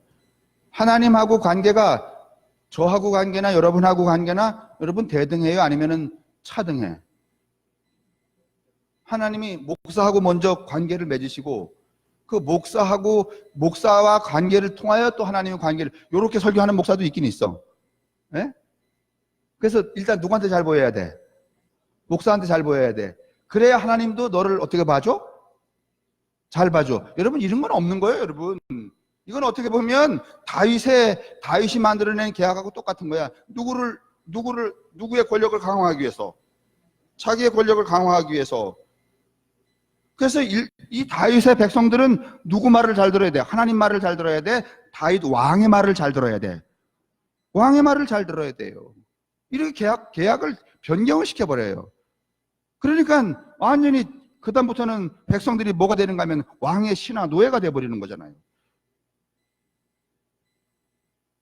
하여간 뭐 좋은 구석이 별로 없어. 그래야 모세의 계약 조건이 성립된다는 거였어요. 이는 무조건적이었습니다. 다윗 왕조가 영원한 복을 내리는 하나님으로 군림하게 된 것입니다. 이제 기억나시죠? 이 말을 엄청나게 많이 해드렸기 때문이죠. 그래서 다윗이 근원적으로 찬양을 받을 만한 인물은 아니다.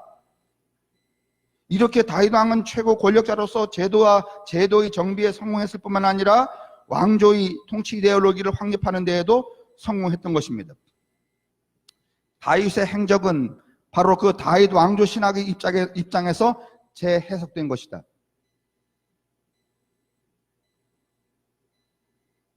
다윗의 이런 신학은 이스라엘이 시내산 계약의 입장에서는 아주 망측한 짓을 한 것이 되고, 그러니까 다시 말하면 모세의 시내산 계약, 그러니까 계약이 두 개 있는 거예요, 여러분. 모세의 시내산 계약, 이게 원본이야. 다윗의 계약은 원본이야, 아니면은 개정본이야? 개정본이야. 근데 원본은 착하고 개정본은 어떻게 해요? 안 착해, 악해. 이게 문제라는 거야. 근데 오늘날 대부분 이 신학적인 이 준거가 다 이 다윗이 신학 체계 안에 있는 듯한 그 양태를 가지고 있어요. 오늘날 교회도.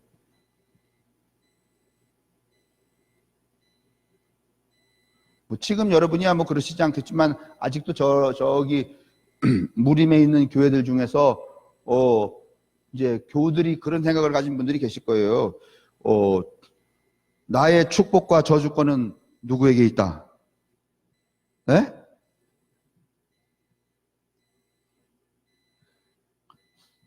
그러고 보니까 요사이 며칠 장명숙 권사님이 전화를 안 하셨네.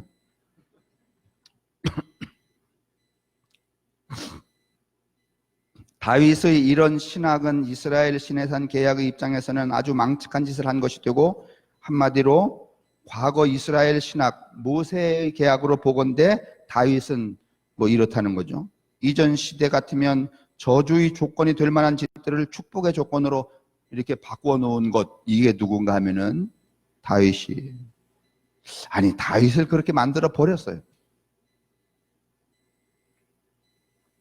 요시야가 잘한 구석도 있지만은, 그러나 한편 다윗 왕에 대한 찬양 일색의 기억에도 불구하고 다윗의 인생 역정은 온갖 치졸한 일들에 연루되어 있죠. 다윗은 자신이 위험에 처해 있을 때 수하들을 거느리고 적의 진영에 속하기도 했습니다.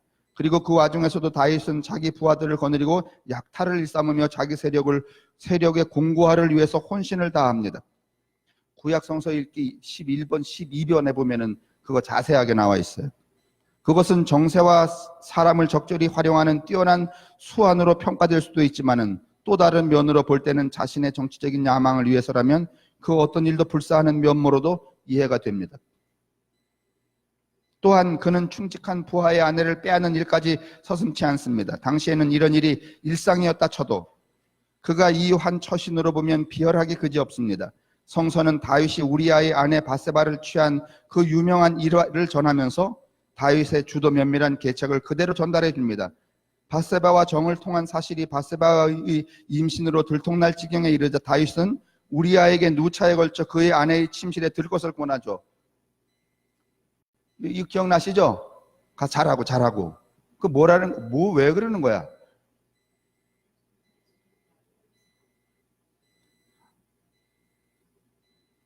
그 계책을 알 길 없는 충직한 부하 우리는 감사합니다. 너무 고마워합니다. 오히려 자기의 임무지를 떠날 줄 모릅니다. 난 그럴 수 없다고. 그렇게 성은이 만극하지만은 나는 내 책무를 다해야 된다고. 결국 다윗은 그를 전선에 내보내 전사하게 만들고 합법적이라는 듯이 그의 아내를 맞아들입니다. 요새 나오는 그 이야기 중에 합법적 뭐라고? 아니 조국 장관이 옛날에 합법적 뭐라 그랬죠? 그렇게 한 일은 합법적으로 된? 생각이 안 나네. 근데 제가 언젠가도 말했지만 여러분, 비합법적인 것보다는 합법적으로 하는 나쁜 짓이 더 클 수도 있어요. 에? 대부분 여러분 이 권력자나 말이지 이런 사람들이 하는 이 나쁜 짓은 무법적 행위야, 합법적 행위야. 합법적 행위야. 예를 들면 전두환 대통령이 5.18을 뭐 했다 쳐요. 그러면 그거는 비합법적일까? 합법적일까? 합법적이야. 뭐를 지키기 위해서? 나라를? 그렇지. 수호하기 위해서. 근데 그 합법이 뭔가 하면 엄청난 악행의 결과로 나올 수 있는 거예요. 그러니까 비합법보다, 그러니까 이런 말은 그런 말이에요. 아주 가짜는 우리가 저지르는 그 사소한 범죄 행위보다 같지 않은 우리보다 가짜는 저 양반들이 합법적으로 하는 게 엄청 더 어떻게 하다고? 나쁘다고. 그러니까 우리가 때때로 나쁜 짓을 할 때 용감하게 하시라고. 주눅 들지 말고 말이지. 세상에서 나만 제일 나쁜 짓 하는구나 이러지 마시고. 저희들은 뭔가 하면 합법적으로 하기 때문에 양심에 꺼리낌도 없이 어떻게 하니까. 요즘에 그 화성 연쇄살인 사건 그거 이런 쇼가 어디 있어요 진짜. 네? 20년 감옥살이 한 사람은 그거 어떻게 할 거야. 네? 나는 내 생각에는 이게 말이 안 되지만은 다시는 그렇게 말이지 무슨 고문하고 이렇게 하지 못하도록 뻔때로 말이지 무슨 공소시효가 지냈다 이거 필요 없이 그 사람이 그 고문한 그 경찰관이 해당이 안 되면 한 징역 80년 때려갖고 그 당사자 그래서 아이가 뻔때로 하면 보여줘서 이딴 일을 하면 말이지 그냥 씨가 마르도록 감옥살이 한다는 것을 보여줘야지. 그렇게 하고서도 공소시효가 지났다고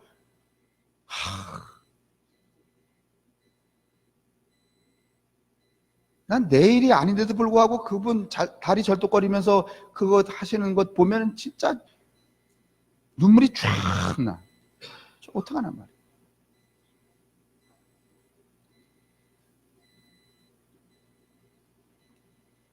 이 다윗이 가만히 보면은 뭔가 하면 이 하는 짓이 뭔가 하면 아주 교활해요. 합법적이라는 거야. 성서는 이 사건을 매우 신중하게 다루죠. 다윗이 한 이 일은 아주 악한 일이었다. 성서가 그렇게 기록을 해요. 그뿐만 아니라 곧이어 그 유명한 나단 예언자를 다윗에게 보내어 악행을 지적하고 깨닫게 한 사실까지 장황하게 기록해 두고 있습니다. 나단은 그 일로 다윗의 집안의 칼부림이 떠나지 않을 것이라고 경고를 하죠. 실제로 다윗은 자식들 간의 피비린내 나는 권력 투쟁을 겪어야 했습니다. 그 사태는 솔로몬이잖아요. 솔로몬에게 왕위가 계승될 때까지 계속되죠. 그렇게 그의 삶의 이면은 음모, 암투, 족벌 간의 권력 투쟁 등 권력의 어두운 것들로 가득 차 있어요. 장식되어 있어요, 이게. 그런데 이제 이게 소위 말하면 승리자의 입장에서 역사를 기록하기 때문에 다윗이 승리한 사람이잖아요. 우리가 게마인샤프트, 게젤샤프트 하지만은 승리자의 입장에서 역사를 기록하기 때문에 그러니까 옛날에 그런 얘기 나왔잖아요. 혁명이 승리하면 뭐고? 혁명이고 승리하지 못하면 반역이고. 그렇죠. 그래서 어떻게든지 승리해야 되는 거예요.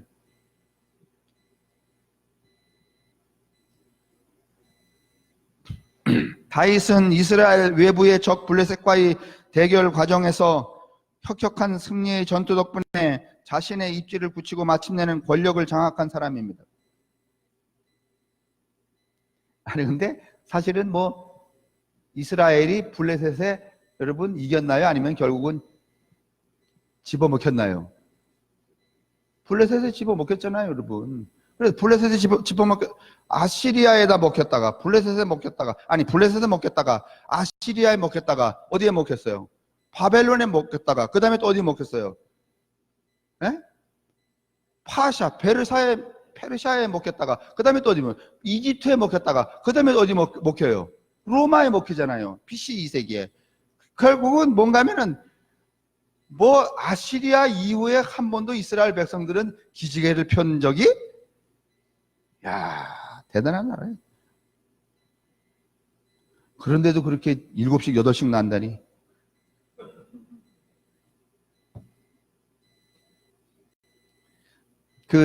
강 목사님이 여기 계셔서 그래서 하는 말은 아닌데, 앞으로 여러분 성지순례 가시려면 한 달을 가세요. 강 목사님이 알아요. 저렴한 가격에 계속 걸어 다니는 거. 이스라엘을 다 걸어 다니는 거야. 그러면 이제 아주 정말 여기 돌아올 때는 다 누가 돼서 돌아와요? 강 목사님 보면 예수 같잖아요. 삐끔 갖다 하지 말고 뭐 이제 뭐 여러분이나 저나 이제 뭐 중요한 일이 인생에 뭐 남았나요? 애들도 그냥 지 혼자 다 크고 그러는데 뭐 용감하게 한 달쯤 이스라엘 좀 갔다 와 보세요. 강 목사님이 안내할 거예요. 혁혁한 승리 전투 덕분에 자신의 입지를 굳히고 마침내 권력을 장악한 사람입니다. 그에 걸맞게 그는 권력의 기반이 군사력에 있다는 것을 영리하게 헤아렸습니다. 그래서 제가 말했어요. 그래서 다윗은 원래 이렇게 싸움 잘하는 싸움꾼이었어요. 그러니까 싸움질로 국고를 충당해요. 근데 여러분 다윗의 아들 솔로몬은요 싸움꾼이에요? 아니면은 나약하게 자랐어? 나약하게 자랐어. 그래서 애초에 뭘 구할 수밖에 없어요. 꾀를 구할 수밖에 없어요. 그래서 자꾸 지혜 그러는 거예요. 그 지혜라는 게 뭐 꾀지 뭐 대단한 거 뭐 이로운 거 아니었어요. 어떻게 하면 그랬던 거죠. 그는 왕권이 비교적 안정된 상황에서 병력을 증강하기 위해 이스라엘 전역에 인구 조사령을 내립니다. 당시의 인구 조사는 조세의 징발과 백성의 군수물자 자원화의 일환으로 시행되었습니다. 그러나 그 일은 그의 군사령관까지 반대한 일입니다. 여러분 이 이스라엘 백성들을 여러분 인구 조사는요 매번 뭐에 부딪히는가 하면 저항에 부딪혀요. 이건 하나님의 뜻이 아니라는 거예요, 여러분. 근데 오늘 우리도 제가 어제도 걸어 나가다 보니까 이게 깃발 붙어 있대요. 우리도 지금 인구조사 한다네. 예? 인구조사가 뭐 이 조세제도 이런데 그 긴밀하게 영향을 끼치는 거거든요. 정책에. 그래서 이제 그 인구조사를 하는 것 같은데.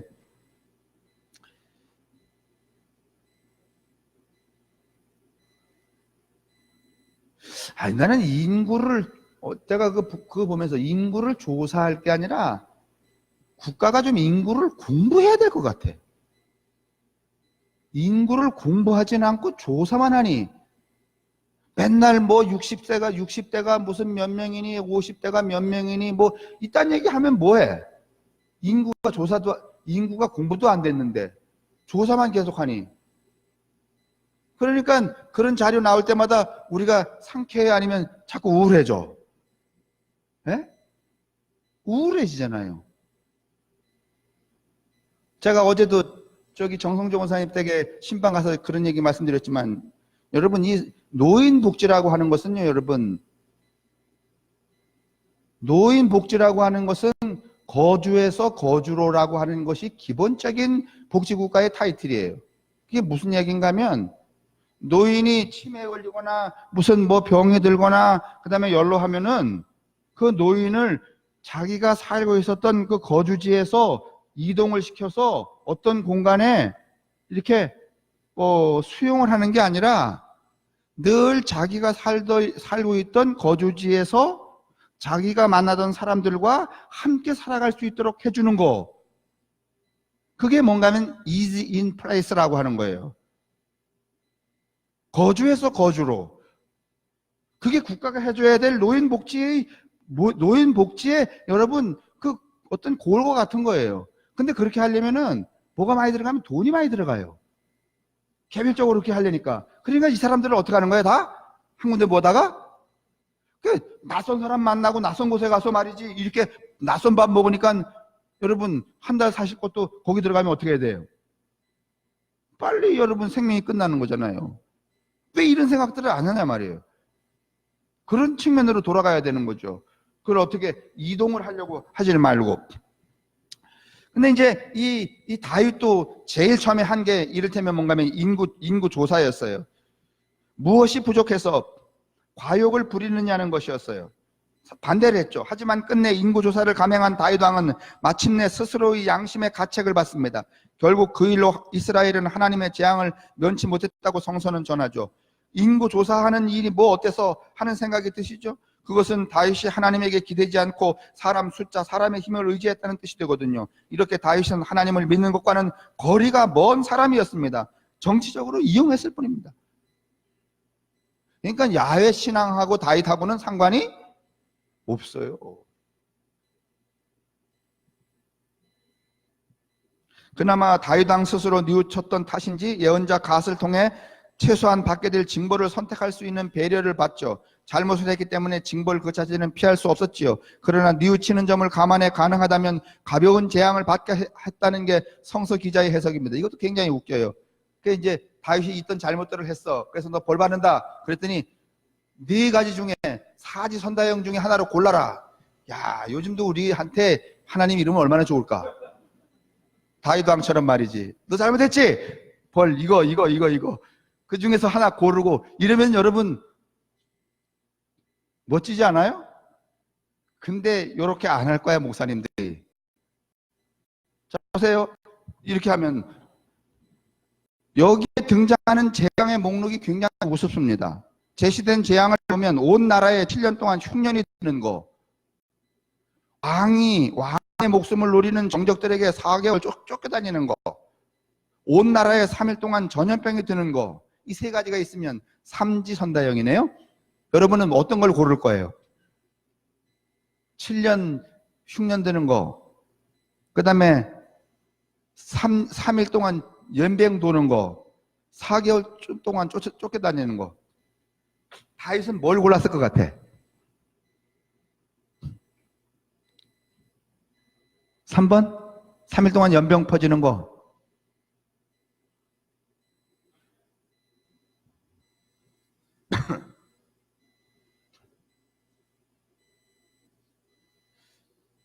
다윗은 맨 마지막 재앙을 선택을 해요. 아마도 그것이 다윗에게는 가장 가벼운 징벌일 수도 있었을 것입니다. 다윗 왕은 다시 한번 그 위기 상황에서 뛰어난 수완을 발휘합니다. 그러나 여기에 제시된 재앙의 목록은 선택 가능한 것이라기보다는 항상 다윗 왕의 권력을 위협할 수 있는 잠재적 요인들이었습니다. 이 사건은 다윗이 늘 그 요인들 때문에 불안에 시달려야 했다는 사실을 시사함과 동시에 그가 그 불안을 극복하기 위해 확실한 대비책을 강구하고 있었다는 사실도 말해줍니다. 이에 대해서 성서의 기자가 평가하는 것은 매우 가혹한 것이었죠. 다윗 왕이 겪는 불안을 해소하는 것은 그렇게 물리적으로 해결되지 않는다는 것을 말하고 있기 때문입니다. 자, 이제 여기까지 이제 우리가 다윗 왕의 이야기들을 읽었어요. 그러니까 성서에 여러분 우리가 이렇게 늘 다윗 왕, 뭐 다윗 왕의 노래, 뭐 다윗 왕이 이렇게 할 만큼 다윗 왕이 그렇게 유대한 사람이 아니라는 사실도 여러분 우리의 이야기가 아니라 성서 안에도 그대로 여러분 기록이 되어 있단 말이죠. 찬양으로 일관된 기록이 전부인 것 같은 다윗 왕의 삶에서 이런 부정적인 기억이 그대로 남아 있다는 게 의미심장하죠.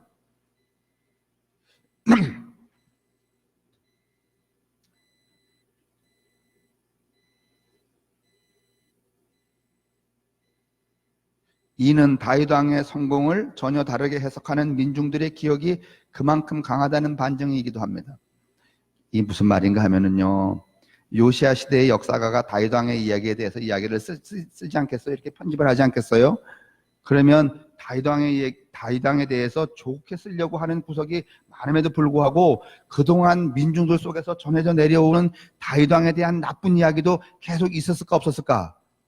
있었겠죠. 그거를 배제할 수가 없었기 때문에 뭔가 하면 모두 다 용비어천가로 쓸 수가 없었던 거예요. 다시 말하면 민중이 어떻게 기억하는가. 그래서 제가 지난 1차 강좌할 때 엘리사와 엘리야의 다른 점을 말했어요. 엘리사는 어디에 예언자인가 하면 궁중 예언자라고 말씀을 드렸어요. 그래서 민중하고 여러분 겹칠 일이 별로 없어요. 사실은 성령의 능력을 받았어도 엘리야보다 갑절로 받았으니까 누가 더 세? 엘리사가 더 세요. 근데 여러분 민중들은요 엘리사를 기억하지 못해요. 접하지 않았기 때문에. 제일 많이 접한 사람이 누구야? 엘리야예요. 그래서 메시아를 생각할 때도 엘리야를 기억하고 그 민중들이 그들의 구전을 통하여서 어떻게 회자되었는가 하는 것들이 그만큼 중요하다는 거예요. 마찬가지로 요시야 정부가 이런 새로운 편집을 다윗 왕에 대한 좋은 용교 첨가를 쓰려고 해도 뭔가 하면 민중들 속에 남아있던 이 다윗 왕에 대한 부정적인 기록들을 다 제거할 수는 없었기 때문에 성서 안에 이렇게 배치가 되었다는 말이에요. 이해되시죠? 여기까지? 다윗에게 부여하는 성공 신화의 이면에는 좌절과 절망의 탄식이 있었습니다.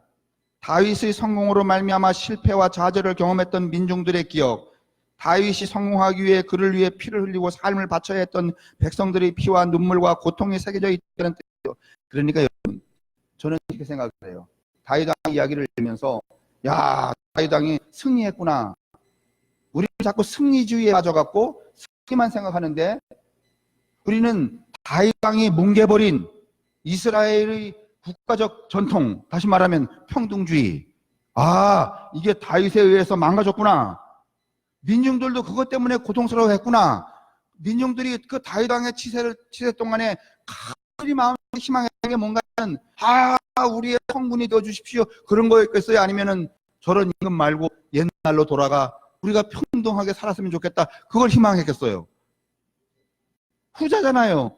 그러면 다윗 왕의 이야기를 읽으면서 다윗 왕의 승리를 읽으면 되는 게 아니라 다윗 왕이 깔아뭉개버리고 덮어버린 야훼 평등주의에 대한 그 민중들 속에 잠재되어 있는 그 희구, 그걸 우리가 다시 되살려 읽고 그것을 우리 삶에 재해석해내야 되죠. 재해석해내야 되는 게 뭔가 하면 우리는 손해라고 봐요.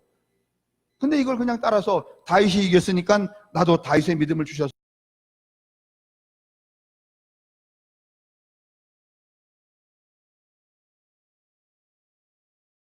나도 어떻게 해 주십시오?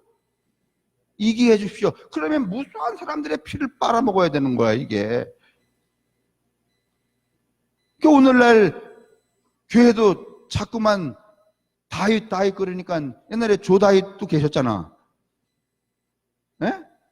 그러니까 그런 분들이 자꾸 다윗을 숭배하니까 어떻게 하는 거야? 그냥 문어발식으로 다 뻗쳐갖고선 다 빨아 안 빨아. 네? 결국은 이렇게 된 거 아니에요? 이게 지금 굉장히 오독한 거예요, 우리가. 이렇게 깔아뭉갰구나, 이렇게 덮어버렸구나. 민중들 속에서는 그것에 대한 이런 염원이 이렇게 남아있어서 그 다윗 왕에 대한 형벌도 이렇게 만들어갖고 말이지, 이렇게 했구나. 그것을 우리가 읽어줘야지. 그 피눈물 나는 민중들의 소리를 읽어줬어야지. 왜 승리한 사람들의 소리만 읽었냐 말이에요, 자꾸만. 요즘에 우리가 무슨 지방에 집회 가면은 거기 집회 강사로 오면은 실패한 사람 와서 제가 목회했는데 말이죠 100명 가지고 했는데 열심히 하다 보니까 80명 되고 50명 되고 이런 강사 와서 여러분 강연한 적이 있어요 없어요? 네? 있어요? 어떤 사람만 와? 성공한 사람만 오잖아요. 교회 큰 게 성공한 거 아니에요. 뭐 처음에는 50명 가지고 했는데 말이지 뭐 밥도 안 먹고 말이지 열심히 했더니 말이지 5년 만에 말이지 500명 모였단 말이지. 그러면은 성공한 거 아니에요? 그거 다 다윗의 신학이잖아. 그러면 그 500명 모기 위해서 옆에 있는 교인들 쏘삭거려서 꼬셔왔는지 그건 다 모르잖아. 그냥 우리 예배당에 와서 앉아있으면 다 그건 뭐 한 거야? 에? 성공한 거잖아요. 아니 근데 사실은 제가 그렇게 해서 성공한 목사라면 절대로 성경을 이렇게 해석을 안 하지. 결코 못했기 때문에, 안 했기 때문에 이렇게 보이는 거고 이렇게 말하는 것이지. 그래서 따지고 보면 우리는 너무 성공주의에 빠져버렸단 말이에요. 근데 예를 들어 집에 가서 모든 지방의 교회 교인들이 모여서 강사를 초청해서 그렇게 우리가 강연을 들을 때 정말 이렇게 저렇게 해서 실패한 그 목사의 이야기를 들으면서 그 눈물 속에, 왜냐하면 우리도 다 뭐 할 수 있는 사람들이니까, 실패할 수 있는 사람들이니까 실패의 교훈을 얻어도 되는 거잖아요. 그렇죠? 근데 우리는 실패의 교훈을 얻으려고 그래? 아니면은 매번 모여서 하면은 성공의 답만 얻으려고 그래? 근데 또 실패한 사람들을 데려다가 울고 짜고 말이지, 실패한 얘기를 들으면 또 교인들이 뭘 안 내? 헌금을 안 내. 그러니까 또 그걸 주관하는 목사도 또 할 수 없어서 또 어떤 사람을 데려오는 거야?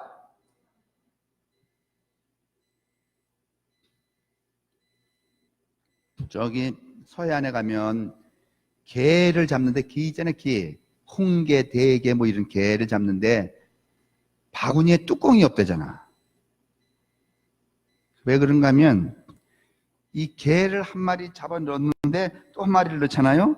그럼 한 마리가 기어 나가려면 뒷놈이 다리를 물고서 못 나가게 한대. 이게. 그러니까 뚜껑이 필요 없어. 다 물고 있어 갖고. 지금 우리가 그 잡혀서 바구니에 담겨져 있는 개꼬리야. 목사나 교인이나 교회나 거기서 용감하게 놔두고 나가야지만 어디로 갈 수 있는데, 바다로 갈 수 있는데, 물고 있으니까 바다로 가는 대신에 어디로 가? 밥솥으로 가는 게 아니라 그 뭐야, 스팀 찜솥으로 들어가지. 지금 우리가 따지고 보면은 지금 우리가 크거나 작거나 뭐 교회 전체가 지금 어디로 들어가고 있는 형국이야.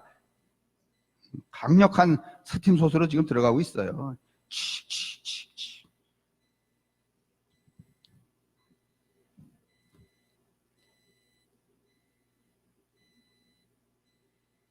뭐 박 목사님 지방에 임원 계시지만은 이렇게 말해도 참 고민이지. 그게 되지도 않지. 실패한 사람 데려다가, 그럼 아마 박 목사님이 저기 어디 시골에 실패한 목사가 있다는데, 우리 지방에도 실패한 목사, 우리 연애도 많잖아요.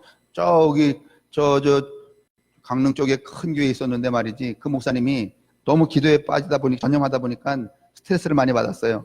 일요일 저녁에는 어디 가는가 하면은 정성 카지노를 갔어, 재미삼아. 근데 거기에 너무 그냥 발을 깊이 들여놔서 자기 처갓집, 자기네 집 재산 다 해먹지. 그 다음에 예배당에 있는 교인들 돈 3억 5천만 원 빌려갖고 다 털렸지. 근데 걸렸어. 그게 안 걸렸어요? 뭐 정신이 아니지. 눈이 뭐 해태는 건 아니겠어요? 그랬더니 그 장로들이 참 고맙지. 그 목사님 보고, 목사님 1년 동안 기회를 드릴 테니 3억 원은 교회가 갚아주고 교인들한테 진 빚은 갚아드리고 1년을 기회를 드릴 테니 끊으십시오. 그래서 목사가 각서 썼죠. 그러니 여러분, 저도 제가 돈 빌려가 가서 그렇게 카지노에 빠지면은 1년은 말고 6개월은 기다려줘요. 그런 전례가 있으니까. 그러니까 그 목사님이 끊었을까요? 못 끊었을까요? 못 끊었어요. 그래서 스스로 자기가 목사직 모두 다 내려놓고 지금 어디 섬에 가서 공부한다 그러더라고요. 나는요, 이런 이야기를요, 그 양반이 작은 교회 한 것도 아니잖아요. 큰 교회 목사였단 말이에요. 아주 경건한 사람이었단 말이에요. 신학 똑바로 한 사람이었단 말이에요. 누구든지 다 그런 여러분 그런 데 빠질 수 있단 말이에요. 그러면 이런 이야기를 지금 여러분과 저처럼 말이지 가십처럼 하지 말고 우리가 다 모인 자리에서 피차 가슴 치며 울면서 그 얘기를 들을 수 있지 않겠어요? 나는 이게 진짜 성회라고 봐. 심령 부흥성회. 아닐까요? 뭐 맨날 이상한 새끼들만 데려다가.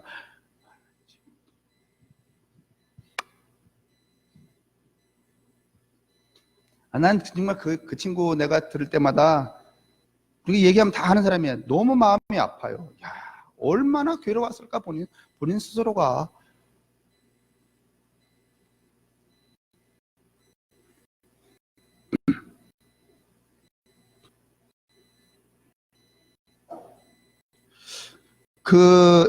보면 성공한 왕으로 거기 좀 봐주세요. 성공한 왕으로 다윗은 모든 사람들에게 희망의 상징입니다. 성공의 사표입니다. 이렇게들 읽고 있어요. 나는 이렇게 읽을 게 아니라고 봐요, 성서가. 그래서 주일 예배의 대표 기도를 하는 이가 늘 다윗의 지팡이를 우리 목사님에게 들려주시고 그렇게 합니다.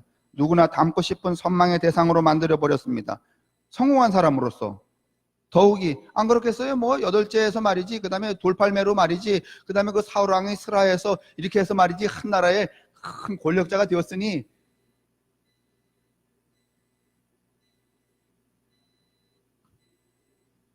더욱이 다윗은 세습으로 권력과 재산이 보장된 가문이 아니었습니다. 그의 성공은 거의 전적으로 그 자신이 꾀와 능력으로 이룬 것이라고 할 수가 있죠. 그래서 자꾸 이것을 여러분 신앙의 사표로 삼으려고 그래요. 나는 이게 신앙의 사표가 아니라 신앙의 반면 거울이라고, 반면이라고 봐요. 여기서 성찰을 해야 되는 거지. 어떻게 이것을 여러분 모델로 삼을 수 있어요? 성찰의 인물이지 모델이 아니에요. 무엇보다도 그는 변화하는 국제정사를 읽을 줄 알았고 사람을 활용하는 탁월한 능력을 지녔습니다. 거기에 뜨거운 야망까지 있었으니 성공하는 지도자가 갖춰야 할 자격을 두루 갖춘 셈입니다. 주목받지 못했던 목동에서 나라의 최고 지도자로 상승한 다윗은 그야말로 개천에서 용이 난 거죠. 그러니 사람들이 선망이 되는 거죠. 누구나 그와 유사한 기대를 품고 있는데 그런 예표가 되는 사람이 있으니 얼마나 희망적이겠어요. 근데 여러분, 이제는 우리 사회가, 세상이 구조가 바뀌어갖고 이제는 성공할래야 성공할 수 있는 기반이 우리 속에 있질 않아요. 성공하기 위해서 살려고 해서는 되지 않아요. 이걸 좀 생각해 줘야 되는 거예요.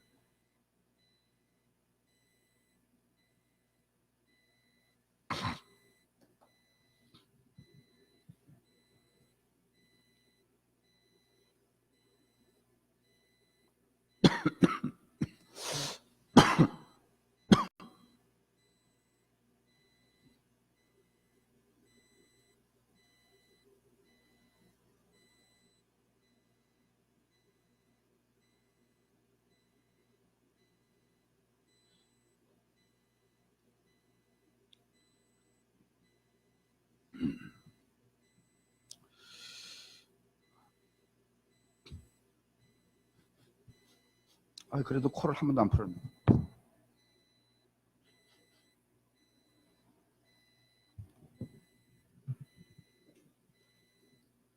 여기 맨 밑에 보면 다윗 왕과 예수 그리스도가 결단코 동일한 범주의 인물이 될 수 없음에도 다윗 왕이 메시아의 예표로 받아들여졌다는 것은 이런 맥락에서 우리가 생각을 해야 되는 것이죠. 제가 어제도 잠깐 이야기여서 했는가 모르겠네요. 요즘 아이들이 이런 얘기 한다네요. 휴men시아에 사는 거지, 전세 사는 거지, 월세 사는 거지, 빌라에 사는 거지, LH 아파트에 사는 거지.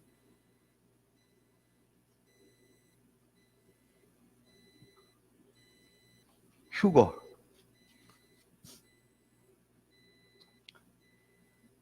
월급 200만 원 정도 받는 사람을 200충. 사람이 아니야. 그냥 벌레지. 300만 원 정도 받는 사람을 300충. 저도 아직 300충의 범주에 있어. 그렇게 보면 숫자죠. 벌레지.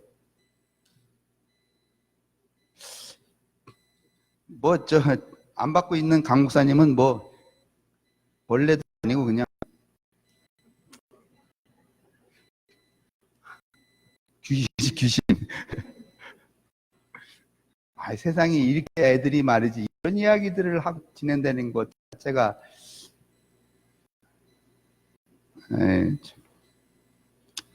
그러나 다윗 왕의 성공은 어두운 그림자를 짙게 깔고 있죠. 그의 성취 과정 자체가 수없이 많은 사람들을 대상화하고 있습니다. 대상화라는 다른 말로 배제의 의미를 함의하고 있는 거죠. 그러니까 평등과 다른 말이에요. 평등주의와. 내 국민, 내 백성이 아니라 나의 욕망과 필요를 충족시켜주는 물화로 취급되었다는 것입니다. 오늘날 정치가 까딱하면 국민을 이렇게 자기들의 명예와 권력에 이용하는 소모품으로 쓰기 쉽듯이 말이죠. 이는 콘트그라스의 양철벽을 읽을 때 생기는 통찰입니다. 옛날에 여러분 이제 읽으셨어야 되는데 양철북이라는 거 세계대전 이제 일어났을 때에 이 선동가들이 정치가들이 국민들을 선동을 하죠. 그래서 이 소위 정치의 소모품으로 국민을 이제 쓰려고 할 때에 어린 소년 하나가 양철북을 메고선 군용 집회에 참석을 하게 되죠. 둥둥둥둥 이렇게 치면서 나는요 무슨 생각을 하냐면 교회가 하는 일들이 교회가 갖는 생각이 이 퀸터그라스의 양철북에 나오는 북치는 소년이어야 된다고 생각이 들어요. 북치는 소년이어야 되는 거죠. 군중 속에 있지만은 군중과 다른, 그리고 아무것도 아닌 그 북소리로 누구를 깨우는, 군중을 깨우는. 그래서 제정신이 나서 막 아이가 막 북을 쳐요. 처음에는 막 함성에 묻혀서 아무 소리도 들리지 않아요. 점점 북소리가 커져요. 이게 무슨 소리지? 그런데 그 연단 밑에서 나는 소리인 줄 알아요. 군중들이 그 아버지와 또 엄마들이 그 북소리를 들으면서 뭔가면은 이런 질문을 하게 돼요. 내가 여기 왜 서 있는 거지? 무엇을 하려고 하는 것이지? 그 일의 결국은 무엇이지? 막 성찰이 일어나요. 그 성찰의 끝에 무슨 결론이 나오는가 하면 하나씩 둘씩 다 어디로 돌아가는가 하면 자기 집으로 돌아가요. 나는 이게 종교가 해야 될 역할이라고 봐요. 이 양철북이.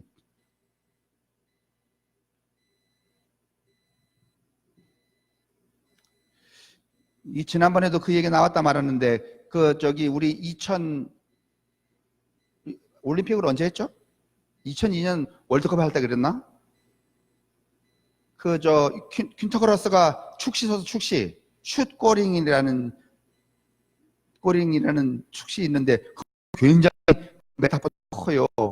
공을 빵 찼는데 골대로 쏙 들어갔는데 보니까 공이 들어간 게 아니라 뭐 내가 들어갔다든가 내가 여기 섰다든가 뭐 있다든가 하는 축시가 그런 내용이었어요. 사람들이 깜짝 놀랐죠. 야, 저런 축시를 쓴가 이렇게. 끊임없는 권력의 암투는 살아남은 이의 입장에서는 위기를 극복하고 이겨낸 승리가 되지만은 패배한 이의 입장에서는 나락으로 떨어지는 계기일 뿐입니다. 그래도 다윗이 그랬듯이 오뚜기처럼 일어날 수 있다면 천만다행이지만 권력은 결단코 일어나게 내버려 두질 않습니다. 권력지향적 정치, 성취지향적 정치, 이런 일이 끊임없이 반복되어야만 합니다. 그러면 그 틈새에서 상처받고 고통당하다가 사라지는 수많은 생명이 등장하게 되어 있는 겁니다. 박정희 시대의 정치 속성을 보시면 금방 이해가 되죠. 이렇듯 많은 경우 개인이나 국가의 성공은 타인의 희생을 바탕으로 생깁니다. 그래서 제가 늘 말하잖아요. 지금 내가 누리고 있는 축복은 누군가의 뭐 때문에? 희생 때문에 생기는 일이라는 거예요. 결코 나만의 몫이 아니에요. 우리가 다 함께 향유해야 될 공동의 몫이죠. 그러기에 성공한 사람 스스로도 마음이 놓이지 않습니다. 언제 자기도 나락으로 떨어질지 모른다는 불안감이 정신과 삶을 휩싸이고 있습니다. 산업혁명이 일어난 근대사회 이후 종교는 번성했는데 그 산업혁명이 일어나고선 종교도 번성을 했어요. 우리도 사실은 가만히 보면 새마을운동하고 말이지 조국 군대와 사업하고 이러면서 이게 교회가 번성한 것이지 그 이전에는 번성하지 않았죠. 그 이유도 앞서 말한 그 이유와 다르지 않습니다. 불안하니까 자신을 보호해줄 어떤 절대적 힘의 장치가 필요했던 거죠. 중세는 이걸 잘 이용해서 대중을 수탈하였고요. 그러나 그런 불안감을 종교 안에서 잠시 잊을 수는 있겠지만은 그 순환고리는 결코 끊어지지 않은 법입니다. 그 고리 안에서는 누구도 심신이 안정되지 못합니다. 21세기의 흑사병이라고 하는 우울증의 근본적인 뿌리도 여기에서 기인합니다. 다윗처럼 이미 근데 중국에서 일어나는 흑사병은 뭐예요? 2명 죽었다며 흑사병으로. 에? 쥐 때문에?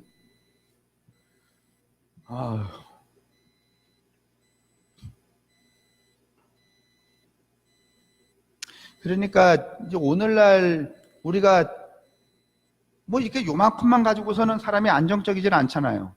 더 가져야 되고 더 가져야 되고 더 가져야 되고 그런 것들을 자꾸 우리가 하다 보니까 계속 뭔가 쫓기는 거예요, 그냥.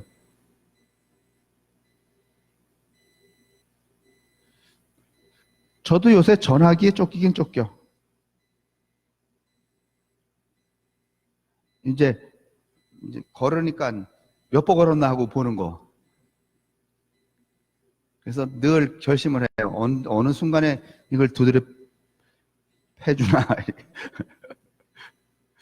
안 그러려고 그러는데도 그게 자꾸 매이게 되네요. 그렇게 여러 가지겠지만서도요.